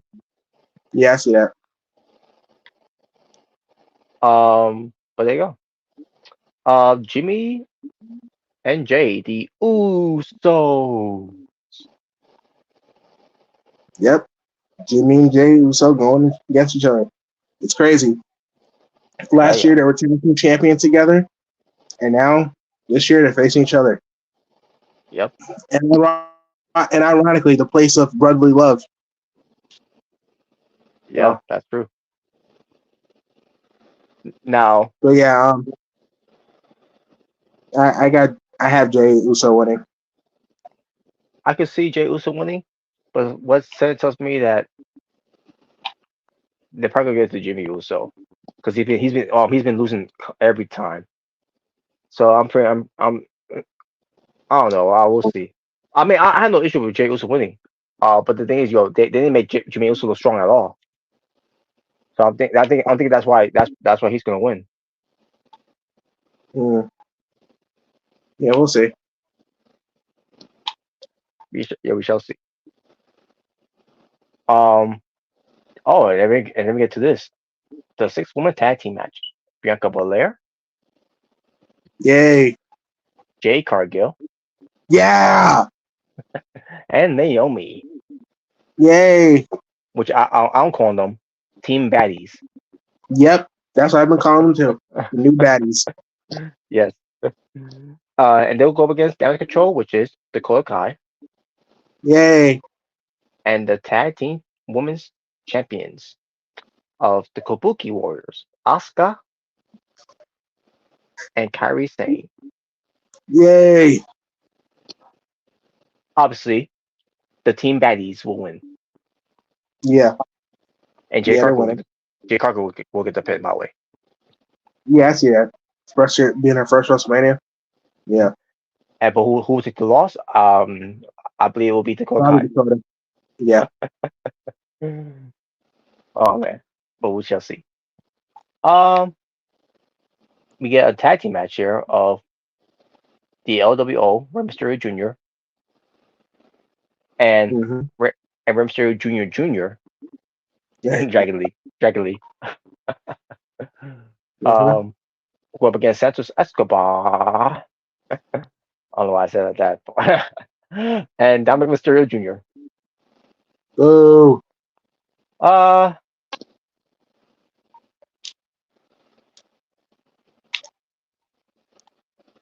I don't know. probably. I probably say maybe Santos and Dominic. Maybe. I can see that too. I And think Morrison and Santos. I could see some shenanigans too, by the way. LWO and the God Fantasma. And maybe Gigi McDonough getting involved too. Yeah. The Judgment Day. Yeah. Oh sweet, Kane. Jericho's gonna be meeting Kane in July. Awesome. Okay. Yeah, I heard. I've seen recently. Kane has been looking in decent shape now. Yeah, he lost the gut. That's good. That is good. Yeah. All right. So yeah, yeah, it's gonna be a fun match too, because if it's gonna be shenanigans in this, yeah, I definitely could see um yo this be a fun match. Just like last year too. Yeah. I think it's be a good And match. I think it's be a good match. I wonder what Selena Vega's gonna be cosplaying as. Oh yeah, that's right. We shall see though. Okay. Hopefully Lex Lopez doesn't screw things up. No, wow. Your Puerto Rican act like one. But we shall see. And finally, the main event is The the tag main team match. event of the evening. Another tag team match, but this time it's The the main biggest. the biggest tag team match in WrestleMania history. Yep. Which is the Bloodline, Yep. The Rock and Roman Reigns. the final boss, The Rock, Yep. and Roman Reigns, the Tribal Chief, Mm-hmm. versus the American Nightmare, Cody Rhodes. Whoa. Yes, and the World Heavyweight Champions, the freaking Rollins. Yeah. Now, if Cody Rhodes and Seth Rollins wins, all members of the Bloodline will be barred from ringside during the match between Reigns and Cody for night 2. However, if Rock and Roman wins, which they will, and I'll get to why. Okay. The championship match on night 2, obviously, it will be held under Bloodline rules. Yep. Yeah, I agree. I think it's gonna be Rock and Roman. You know, Yeah, not only I they're think going it's to gonna be win. Rock and Roman. They're gonna win night 1. Yeah. Yeah, not exactly. Not only that, they'll get the win, but it'll be The Rock getting the win by beating Cody. Cody's going to take the pinfall. I can see that. Yeah, I can see that. Because And yeah, because since it's gonna be you're not gonna Roman's have rules, you're not gonna have Seth Rollins lose because he's the world champion. yeah, so I see Cody taking the pin, you know, and obviously this is gonna make it seem like, you know, well, that's it for Cody. He's gonna, you know, he's gonna be bloodline rules, and it's over for him. Like, because obviously bloodline rules doesn't mean anything goes. You know, we got a taste of that in Raw.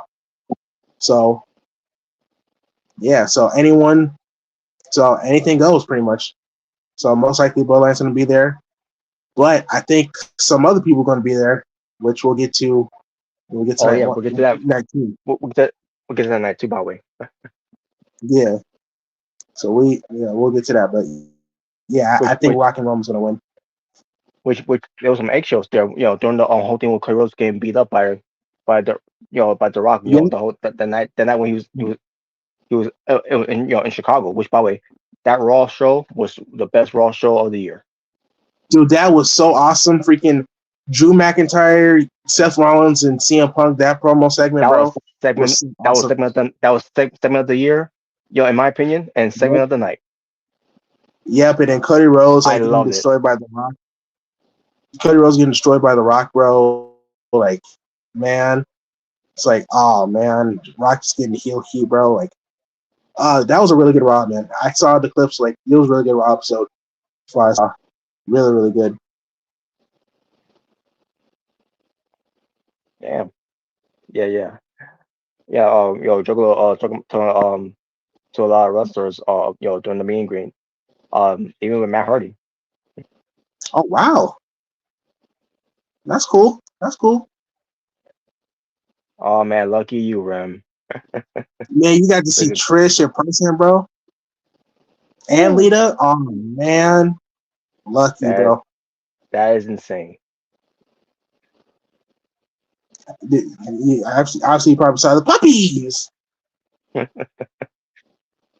the way, how is Lita doing now? Because Lita, for a reason, she's been gone from the face of the earth.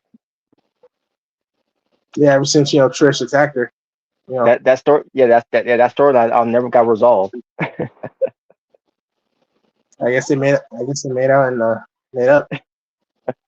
They never got to revisit that, and that was Vince McMahon thing at the time. So yeah. But anyways, but yeah, but I was gonna say on that night, The Rock, being up on Cody, the whole, that kept saying, "Look at you now, look at you now." Yep.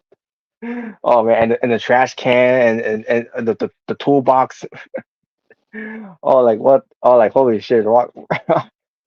Man, that was great, man. That was great. That was great ending to the show. Yeah, bro. Like, I was like, yo, he freaking destroyed Cody, man. Made him bleed, and he got the weight belt. He put his blood on it. Hell, even when, like, I don't know if you saw the video where, like, they said cut, but he was still whooping him. Oh yeah, I did. Yeah, it was like, wow. It's like, yeah, Cody, you gotta get your payback, bro. You gotta get your payback. So yeah, man. Dude, the build up for freaking Roman Reigns, Rock, and Cody and Seth, dude, it has been fantastic. I've been enjoying myself, bro. Like it is like honestly, I think it's better than freaking last year's build up for Cody and Roman. Like it feels a lot more bigger, the stakes are higher, you know. I've been enjoying it, man. I've been enjoying this ride. So yeah, I'm super excited for this match. So yeah, so that was night one predictions. I guess we get to night two now. Yeah, yeah, I agree, man. That was um the so far a very good build to WrestleMania, unlike last year. I mean last year wasn't that bad, but it didn't give us enough, basically. Yeah, but this one it gave us a lot. It sure did. It really gave us a lot. Um, all right. That's good to know that Miss Lear is doing healthy after that attack last year. Yeah, But obviously but I'm glad she's doing well too though. But so yeah, that was night one, and we're going to night two. Night two. Now night one has 7 matches. Night two, of what I'm seeing here is 6 matches. mm-hmm. So we got Seth freaking Rollins defending his World Heavyweight Championship against Drew McIntyre, Yeah, Drew. and we're gonna have CM Punk on commentary on that night. Yep. Well, You, for you obviously, yeah, for that one match, obviously. Yep. And obviously, Drew McIntyre's got to win. Yeah. Now he's got to win, but we got to also see what happens with CM Punk too and get involved if he is going to get involved at the match. Yeah, we'll see. So, And if it happens, Punk, because of a factor in after the match to Drew McIntyre, we could see a Damian Priest cashing in. yeah, we'll see. You shall see. Oh yeah, I highlighted this for a reason. And this is something that that I would know because obviously I grew up on the same time. But they literally had Kit from Knight Rider. They there I lost my shit. Oh, okay.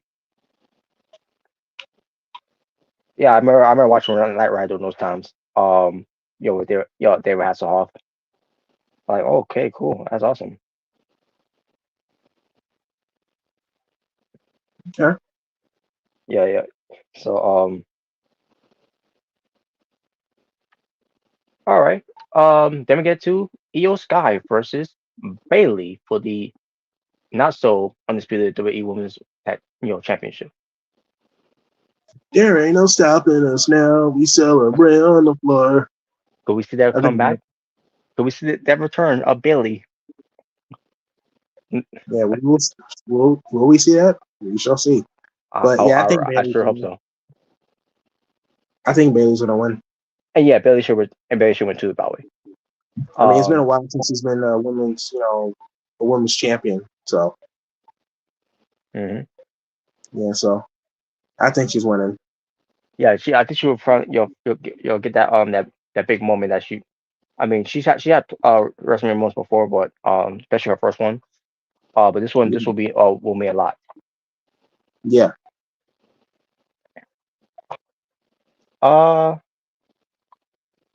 Then we get Knight Yeah. to face the new and improved AJ Styles. Now there's no more OC, and I think he's gonna get a new thing. I'm pretty sure he's getting a new thing You think so? because It would I be cool if think he brought it. It'd be cool if he brought his Evil Ways, theme song, or if they that'd be would cool. make, That'd be cool. if they would make a theme song like kind of similar to that. Yeah, something like that too. But either That'd way, be pretty cool. it'll be something. Yeah. Yeah. Has okay. Yeah. We now Jalen is halfway of it. He's almost to the Firefly Funhouse. But I seen the whole thing. Yeah. I thought it was great. And yeah, Yeah. I was teary. I was teary eyed too. And Jalen, when you get to it, you'll be teary eyed too. Yeah. So yeah, I'm gonna finish it. I'll finish it like when we're finished. With the when we're finished with being the asylum. So Yeah. yeah. And yeah, I think you should try to uh finish it up because I think they're doing something either for WrestleMania or maybe Raw Okay. it that's just how I think that was what they're gonna do. Why they decided to do the documentary on the week that we're going into WrestleMania weekend. All right. But as far as the match, I don't want LA Knight to lose, so I think he should win. AJ Styles will be fine, obviously. Yeah, I think AJ Styles will be fine. I mean, he's already accomplished a lot in his career. So Yeah, LA Knight he should win. Besides, this is LA Knight's first WrestleMania. So first WrestleMania. yeah, so he should get the win. AJ Styles will be fine. Yeah. So yeah, AJ Styles will be fine. And LA Knight should get the win. There you go. Yeah. Yeah. Anyway, it's gonna be a good match too, by the way. So Yeah. because I feel like the first match they had on SmackDown, but I was enjoying it until they had to ruin it, which it was fine. I guess it was fine. Because it was um it was interferences whatever else that they did. Um, Yeah. but yeah, but I was still upset because what I was seeing on the television, it was basically TNA vibes from Rudy Charles refereeing, seeing Ellen Knight, who used to be Eli Drake, and then seeing AJ Styles, who used to be the franchise of TNA. I like Yeah. this was great. I've seen it on SmackDown on the television, and then this is what they gave us. A bullshit finish. Like, oh come on. I wasn't mad. I wasn't mad. I was like, oh come on. Come on. Come on. But hey, we're getting WrestleMania, so it's great. So Yeah. Logan Paul. Boo. Yes, he'll be defending his WWE United Championship against Randy Orton and Kevin Owens. Which good for great for them. Triple threat match. Uh Unfortunately, I don't think Logan Paul's losing. I hope he does. Honestly, I want Kevin Owens to win. Because Yeah, really, Randy Orton doesn't need the title. Yeah. Randy Orton doesn't need a title. He doesn't want that. Why, to me, this is a waste of Randy Orton's a spot of WrestleMania for Randy Orton. Yeah. So. But So yeah, I think Kevin Owens should win. Because I really want Logan Paul to drop the title because I'm sick of him as champion. So yeah, but I would love to see Owens winning it, but something tells me they're gonna have Logan Paul retain just to, and I can't believe I'm saying this. They're gonna have him go into SummerSlam as the champion. oh no, I hope not. I hope not, but that's what I'm thinking. That's what they're gonna do. Actually, what's worse? I just thought because I remember I saw like a post of like Cody Rhodes is champion versus Logan Paul in Cleveland. Yeah. Yeah, so if he does lose the title, I think we're still gonna get Logan Paul in SummerSlam, but probably with Cody Rhodes. That's what I'm thinking. So I don't know. Yeah. Oh, and by the way, they're gonna have the Prime Energy drink logo on the ring for night one and Yeah, two. I don't care. It doesn't bother me. Just make they can have that all they want. Just me, I'm gonna buy it. yeah. I mean, I at see. the end of the day, it's just sponsoring. So it's not like Yes, I'm not gonna buy it. So yeah, I, yeah, I'm kind of over it. So it's whatever. yeah. And I've seen a lot of these drinks everywhere in my store. I'm like, my God, man, I can't Yeah, get away. I I've can't seen get it. away. I can't get away from it. Yeah, I've seen it Family Dollar and Walmart. So yeah,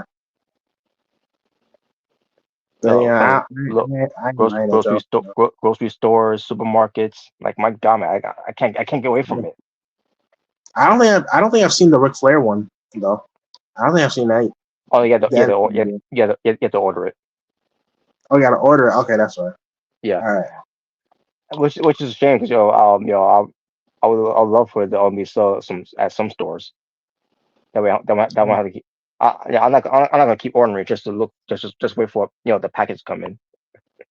Yeah. So but I thought it was alright. The energy drink, it was alright. It wasn't bad how people made it out to be. Yeah, because of the whole mushroom ingredient, whatever. Okay. So and I think it was something about turkey too and all, but it wasn't bad. So, but anyways, but yeah, fuck Uncle Paul. I agree. But then we get to a 6-man tag team Philadelphia street fight. It's going to Yep. feature the the Pride. Now, Mm-hmm. I don't think they call them by the Pride. We know that's their name, but they haven't really had them say they're the Pride. But whatever. But which obviously is Bobby Lashley, Angelo Dawkins, and Montez Ford of the Street Profits with Mm-hmm. BFAB Yep. against the Final Testament. Karrion Cross. Finally, Karrion Cross got to WrestleMania heat. Yes. It's about time. And AOP, Akam and Razor. I think this is also their first WrestleMania team, if I'm not That mistaken. that is it is, yeah. Um I think Final Testament should win. and yeah, I think they should too. And also Scarlett and Mainly, Paul Ellering are there too. To be mhm. yeah. And Mainly Lashley, because, it's good that Lashley is on there because last year they had him out there just waving with the yeah, trophy. with the trophy. Yeah. I like you, and obviously it was a Vince thing, like Yeah. idiots. But yeah. The main reason I want them to win, Final Test was because I've been really enjoying what they do. I've been really enjoying, They needed more, yeah, they need more. Like, and besides, like Bobby Lashley and Street Profits, they've accomplished a lot already. and they'll be fine. A loss is not gonna it's gonna handle a stock loss. They'll be fine. Yeah, they'll be fine. Like I said, they've Yeah, already accomplished enough and in they're their over. careers. Yeah, and they're over, so it's not gonna like bury them or anything. Like, yeah, Carry Cross group really needs them more. So Yeah, they do. yeah, so I think Final Testament should win. So Hell yeah. All right, and then finally the main event, which again, to be boy. it's because it hasn't happened yet because to be determined match. It's gonna be blind rules because the blind Rock and Roman are gonna win night one.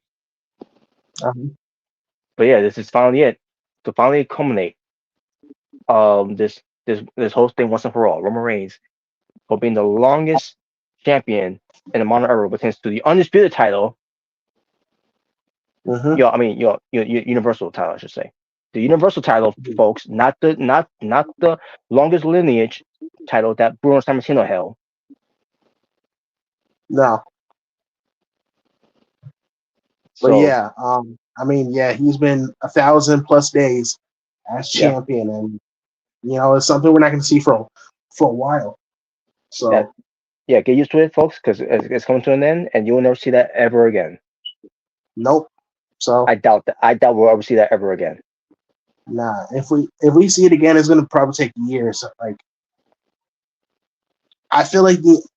I feel like probably the closest, maybe like if Gunther ever wins a world title, maybe, Gunther or Braun Breaker. or Braun. But I don't even think it's gonna be like 1,000 days. It'll probably like maybe like 500 at best. Like at best. So And it depends. And it depends if the Universal title is still going to be around, because we all know Triple H wants to get rid of that. yeah, I think he's gonna get rid of it. I think he's gonna get rid of it. He's gonna just bring back the, WWE Championship. Yeah, I think that the Universal Championship's gonna be retired. So and it should. yeah, No one has to accomplish that goal more so than Roman Reigns. yeah. Like Roman Reigns was the last champion, and he made that title relevant. So yeah. And you want to talk about Roman Reigns breaking a record of the longest reigning Universal Championship title? It was Brock Lesnar's. There you go. Yeah. And as far as his reign was better than Brock Lesnar's because we actually saw him more. yeah. And as far as the whole thing of he's got to break Hogan's record. Well, guess what? He's breaking Hogan's record, right? But it's not gonna be on the title reign. It's gonna be the number of main events of WrestleMania. There you go. Yeah. He's gonna break that record, yeah. He's like, my brother, I'm gonna have one more match, brother. Oh no. Yeah, there you go, folks. Also about breaking Hogan's record. That's the record. That Roman is gonna break. Not his title reign. Yeah, not title reign. No. But yeah, obviously Cody has to win. He has to finish the story. And Cody has to win. And because it can be bloodline rules, you know what that means. Shenanigans. Yep. Which is fine. Yeah. Seth Rollins going to get involved. Jey Uso's going to get involved. And since now we're here, we saw some little Easter eggs of Murray was talking about the whole lot attacking Clay Rose. Yeah, outside. Which by the way, it was raining too. By the way. Yeah, it was raining. Yeah, it was in the background. Yeah, in the background there was a truck that had John Cena and Stone Cold's face. Yep. And you know how Triple H likes to make you look at the background. Make sure you pay attention. That's right. So I'm thinking John Cena and Stone Cold will probably help out Cody Rhodes, obviously, to even out the bloodline. Because the Rock's going to get involved, and when Rock is involved, that means Stone Cold's going to get involved. Revisiting that robbery, which I'll love. By the way, I would love that. I would mark out, man. I know Rem will hate it, but I'm marking it. He's like, oh, now we got two overrated ball guys. But man, everyone's gonna mark out if that happens. So hell yeah, dude. It's crazy. I've been seeing people kind of compare it to Avengers Endgame, where I don't know if you've seen that, but yeah, people been comparing it to Avengers Endgame, where it looks like Cody's not gonna win, but then on your left, and you see like John Cena, Stone Cold coming out helping him. So, oh God, why get the feeling that Triple H is gonna get involved too? Oh, Triple H. I know he officially can't, but why get the feeling he's gonna get involved? Because remember he's involved in the story too. Yeah, he was. Yeah. It'd be crazy. Like he doesn't get physical, but he gives Cody Rhodes a sledgehammer. Kind of passing the torch. Passing the torch. Yeah, and remember the whole breaking the throne, and pretty much it was showing Triple H forgives him. He gives him the sledgehammer, and then he hits Roman with it, and then probably gets Crossroads 1, 2, 3. That will actually be an awesome moment right there. That'd be a pretty awesome moment. And who does John Cena take care of? Solo Sikoa? Oh no! I can see that. God. I mean, hey, he's gonna get some payback. He's gonna get some payback. Damn it! Oh come on! It's not like he's gonna pay him, right? He's gonna get some punches in. Well, yeah, that's true. Yeah, so he's gonna get some punches in, probably take him backstage or something. But damn it, man, but it's whatever though. But that happened. I cannot wait for these main events, bro. I am super excited, man. We are so close. It's Friday now. We are so close to it. Oh man, Ah, I can't wait. yeah, pretty much.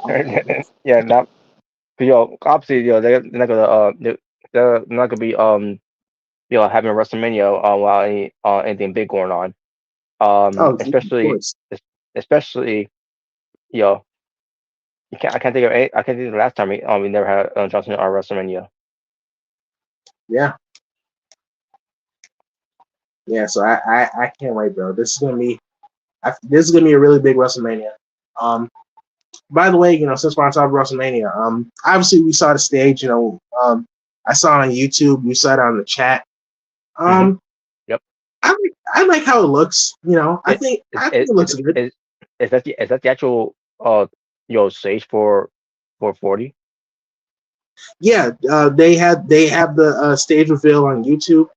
Um, they showed it. Like they did stage reveal. They released it. Yesterday. Now Thursday.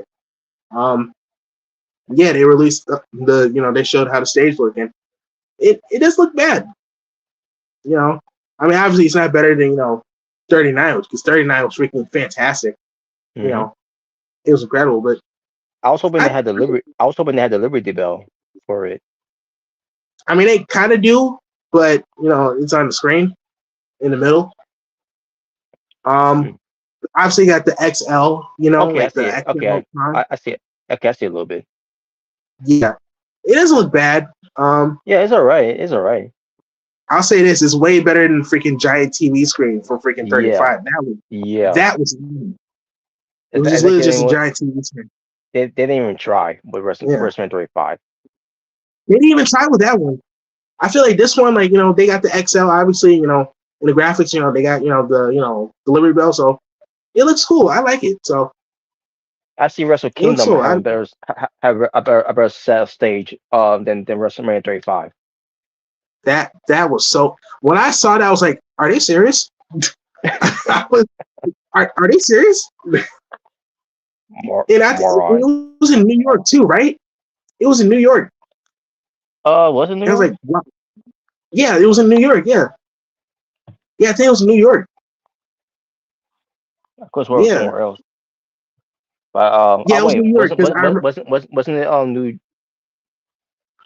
New York, now New I think it Jersey, was wherever? maybe. Um, I think it was New That York because that I remember yeah like that. John Cena came out with the Yankees gear. So Oh I think God, it's New York. Wait, I hate it. I hate that. that was great. That was great. Um, but Especially a guy from yeah. He's from Boston. Well, I mean, he's always like had the sports gear, so he always wore different sports gear, so I'm not surprised. Um, but yeah, man, I am super excited for WrestleMania 40, bro. This is a big Okay, week. it was New Jersey, basically the same place, MetLife Stadium. Oh, like Oh, WrestleMania 39. yeah, that's right. That was in my stadium. Yeah, yeah, yeah. Yeah, Yeah, you're right. You're right. yeah. I forgot. Because that WrestleMania was so long and so bad. I couldn't remember. I couldn't remember what place they were at the time. So Okay, so yeah, it was MetLife Stadium. Right. Yeah, yeah. yeah. It's Um. same place where WrestleMania 29 was. Mhm. Yeah. But yeah, man, I'm super excited for WrestleMania 40, bro. I'm super excited, bro. Hell yeah. I'm super excited for WrestleMania. Skin and liver. I can't wait. It's a big week for wrestling, man. Big week for WWE. It always is was WrestleMania season. So yeah, that's all I gotta say about that. Hell yeah. Um. So I'm looking at these WrestleMania main events here. Since the Hulk Hogan. Um. Obviously the first one. The biggest tag team match they did. Um. And then there was the one with Hogan and King Kong Bundy a year after, and then a year after that was Hogan and Andre. Um, and then there was with him and Savage from five, and then um from six with him and Warrior, and then Hogan was in seven, and then eight with um. So yeah, I'm gonna count right now these WrestleMania events that Hogan main evented. Obviously, number one, number two, number three. Not four because it was Randy Savage and DiBiase, but number five. So that's four. That's four main events. WrestleMania 6, WrestleMania 7, WrestleMania 8, WrestleMania 9, which should never happen because fuck Hulk Hogan for not only taking that main event that main event away from Yokozuna, which should have been his moment. That was last WrestleMania Hogan has main evented, and that's a total of 8 WrestleMania main events he main evented. Again, if you count the you know fill in for Bret Hart on WrestleMania 9 at Caesar's Palace, or I'm sorry, Caesar's Palace. Yeah, go with that. Rah! WrestleMania 9, Caesar's Palace. There you go. Now we count Roman Reigns to see if this is going to be true. Because Roman Reigns had main event a lot of WrestleManias too, especially how they been over pushing him. Yeah, I'm talking about when this man was around. All right. Roman Reigns against Brock Lesnar, which he also has Seth Rollins cashing in, which ended up being a triple threat. So that's one. Triple H, which that was the worst, boringest WrestleMania main events ever, but that still counts. Two. Undertaker, if you think Roman Reigns going to top another worst main event ever WrestleMania, this with the Undertaker, it was the worst because Undertaker was not in a good physical shape and all. Roman Reigns couldn't pick up the Undertaker. He botched it twice. It was just a bad match. That's three. Brock Lesnar, uh, one of the worst booking of a main event of WrestleMania ever, and it was terrible too how they booked it. But that's four. Um, now 35. Now obviously Roman Reigns did not main event on that night. It was the women's. Charlotte, Ronda, and Becky, and that main event was abysmal. It was botchy. It was sloppy. It was not good at all.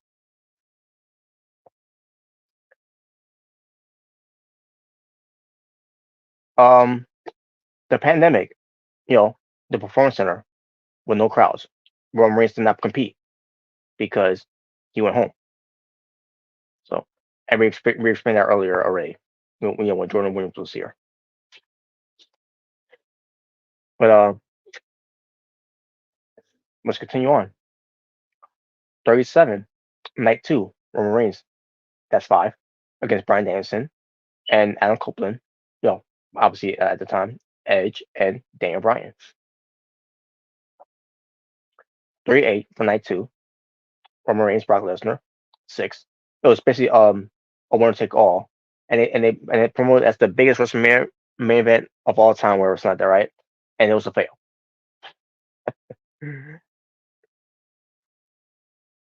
Roman Reigns from night 2 against Cody Rhodes from last year.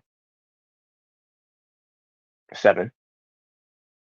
And finally, for WrestleMania 40, Roman Reigns will be main event night 1 and night 2. So therefore, he's not only he will tie Hulk Hogan on night 1, but on night 2, he will break the record of main eventing more WrestleMania main events than Hulk Hogan, and that is Roman Reigns. So you want to talk about Roman Reigns breaking Hulk Hogan's record? There you go.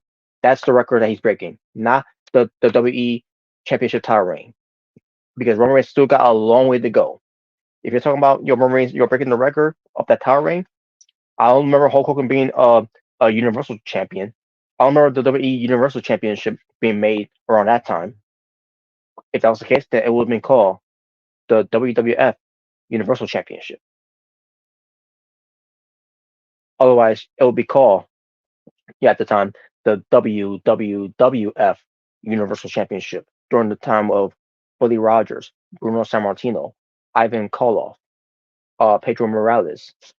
Just name those guys. So no, there is no Hulk Hogan title reign record to break. Because again, Roman Reigns still got a long way to go. In fact, let me look it up. With his to Roman Reigns WWE Championship reign since winning it at SummerSlam. No, not SummerSlam, since WrestleMania from 38, I should say, which was 2 years ago. So give me one moment, folks. All right, let me see here. Where is Roman Reigns' his reign? No point intended. um,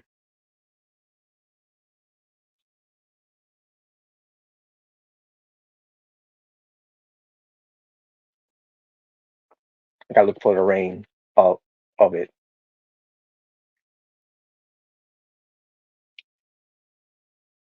All right, here we go. Now let me go find it. I gotta go scroll all the way down. Oh man, it's gonna take me a while. And there's no bar here for me to do that. I gotta keep using this remote to go all the way down. All right, I'm getting close. There we go. Finally. All right, so there we go. So Roman Reigns of being the WWE champion, the same WWE championship back in the days of WWF.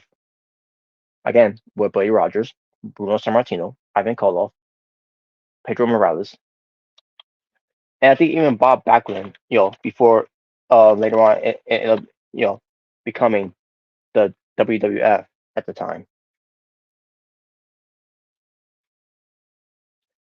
But Roman Reigns for being the longest lineage of that WWE championship,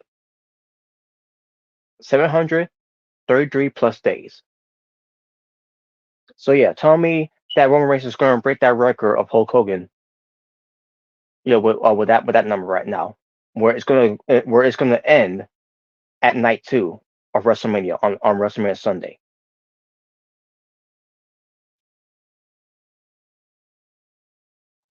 Because think about this, Hulk Hogan's record, the record that you folks are saying that that Roman Reigns should break is 2,185 days of being the longest reigning champion.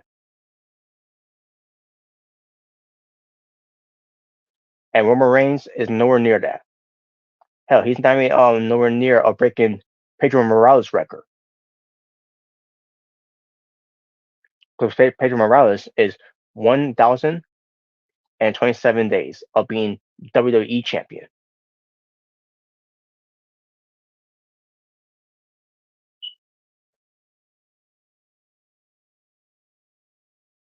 Okay, now let's return to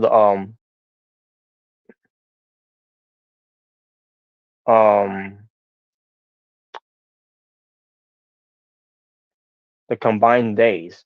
Basically, the actual one for Roman Reigns is 851 plus days, and the recognized by WWE is 800 849 plus days. So yeah, he's nowhere near close of breaking that record of Hulk Hogan, nowhere near the breaking that record of Pedro Morales, not even close to breaking the record of John Cena's Bob Backlund, and he's got a long way to go of Bruno Sammartino, which I don't see anyone ever breaking that record. That will always be held by the living legend Bruno Sammartino.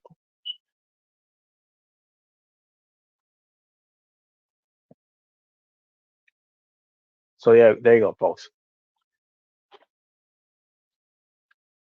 But hey, AC Brock Lesnar too, because Brock Lesnar will be being WWE champion from the actual reign, 823 days, and you're recognized by WWE for of his title reign, 828 days. Age Roman Reigns beat that one, which is Brock Lesnar. But again, Roman Reigns is sixth place of longest reigning WWE champion of all time. He's not going to beat Pedro Morales because that title reign is going to end on a Sunday. He's not going to beat John Cena, which is unfortunate. I would love to see him beat John Cena, but he's not going to beat Bob Backlund. He's definitely not going to make it to beat Hulk Hogan, and no one's ever going to beat Bruno Sammartino. It's just not going to happen. So get used to it, folks, because Roman Reigns being longest reigning champion, pertains to the Universal Championship. You'll never see that ever again, and I think that's how it's gonna be retired. Once Roman Reigns title reigns comes to an end on Sunday, they're gonna retire the WWE Universal Championship, and we're just gonna get back the old lineage of the WWE Championship. And hopefully we get a new title belt too, a new title design. That way we won't hear Bret Hart saying that piece of crap title, which is he wrong? No, he's not. Tell me when he's telling lies. It's just like with CM Punk on that interview with Ariel Helwani. Tell me when he's telling lies. So there you go. All right, folks, I'm gonna end from there. I gotta get some rest because I gotta go to my sister's place, early. To get my nephew and niece. Well, obviously, my niece basically walk with my niece to the bus stop near my nephew's school there, which is you know that's what I gotta do. So I gotta get my little nephew there early, so I gotta go sleep now. I gotta go get some rest and gotta go over there for later in the morning and do what I gotta do. And I'll be seeing you all later on tonight on the Omega Rest YouTube channel on the State of Sixth Path, where it tends to doing live reactions. Your watch along, where it tends to WrestleMania SmackDown, which that's what they're calling it. I still don't understand why they're calling it that, but I get it because they got the Andre the Giant Memorial Battle Royal on that show, which is why that it's got had some WrestleMania feel type of it. So that's why they're doing it. And plus, that card on SmackDown, WrestleMania SmackDown, that they're calling it, is stacked. It looks stacked. The main event is obviously gonna be Jey Uso versus Solo Sikoa. They might be doing some tag team, with the women's. I'm assuming that's what they're doing. I can't remember if that's the case or not, but um, I don't remember it's like a just a tag team match or whatever. But either way, that's what we're getting. But we shall see. Oh, I remember I saw a lot of matches being stacked. And the one thing I remember is some that involved with the women's being in a tag team match, whatever, and the Andre the Giant Memorial Battle Royal, and that main event, which are going to involve main event Jey Uso versus um the I don't know what kind of nickname they'll give to Solo Sikoa. Other than the Street King, the Street Champion, it's just whatever. But since the Bloodline, the Enforcer of the Bloodline, whatever, or I don't know. But either way, Solo Sikoa, bottom line. But yeah, there you go, folks. So my being said, thank you for watching. Thank you for tuning in. Thank you for being part of this episode of 126 of Being the Asylum for this WrestleMania edition. And there you go. And we'll talk a little bit more about WrestleMania 2 because Omega Red didn't really get his chance to do his own predictions. So we're going to do more. We'll get his predictions later on. When we do the hit on his stream. So with that being said, thank you for tuning in, folks. Shout out to Prince Rockstar. Shout out to Jeff Snipes, and shout out to Juggalo Gamer. Shout out to your Mega Ref for accidentally typing there. Um, and there you go. If you didn't comment it, even even though yeah yeah it's, it's okay. I could comment. I won't bite. But either way, but if you didn't comment and you still watch, thank you for being part of the stream either way and watching and hoping you enjoy what we do here and how we you know you know try to entertain you the best way we can when it comes to doing the stream. And that being said, folks, um that's it. So for Jordan Williams, CJ the Lone Wolf, the True Jaybird, and Yo Mega Red, it's the Natural Born Thriller. As I say, peace on the streets, always be well, stay safe, take care of yourself that's going on in the world. And I am out here.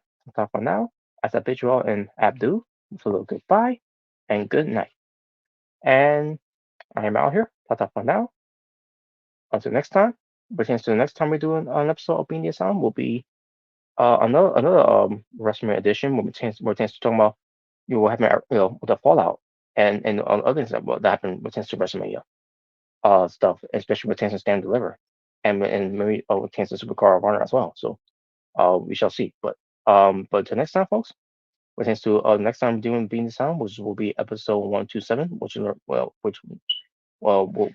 I'll decide when to do it.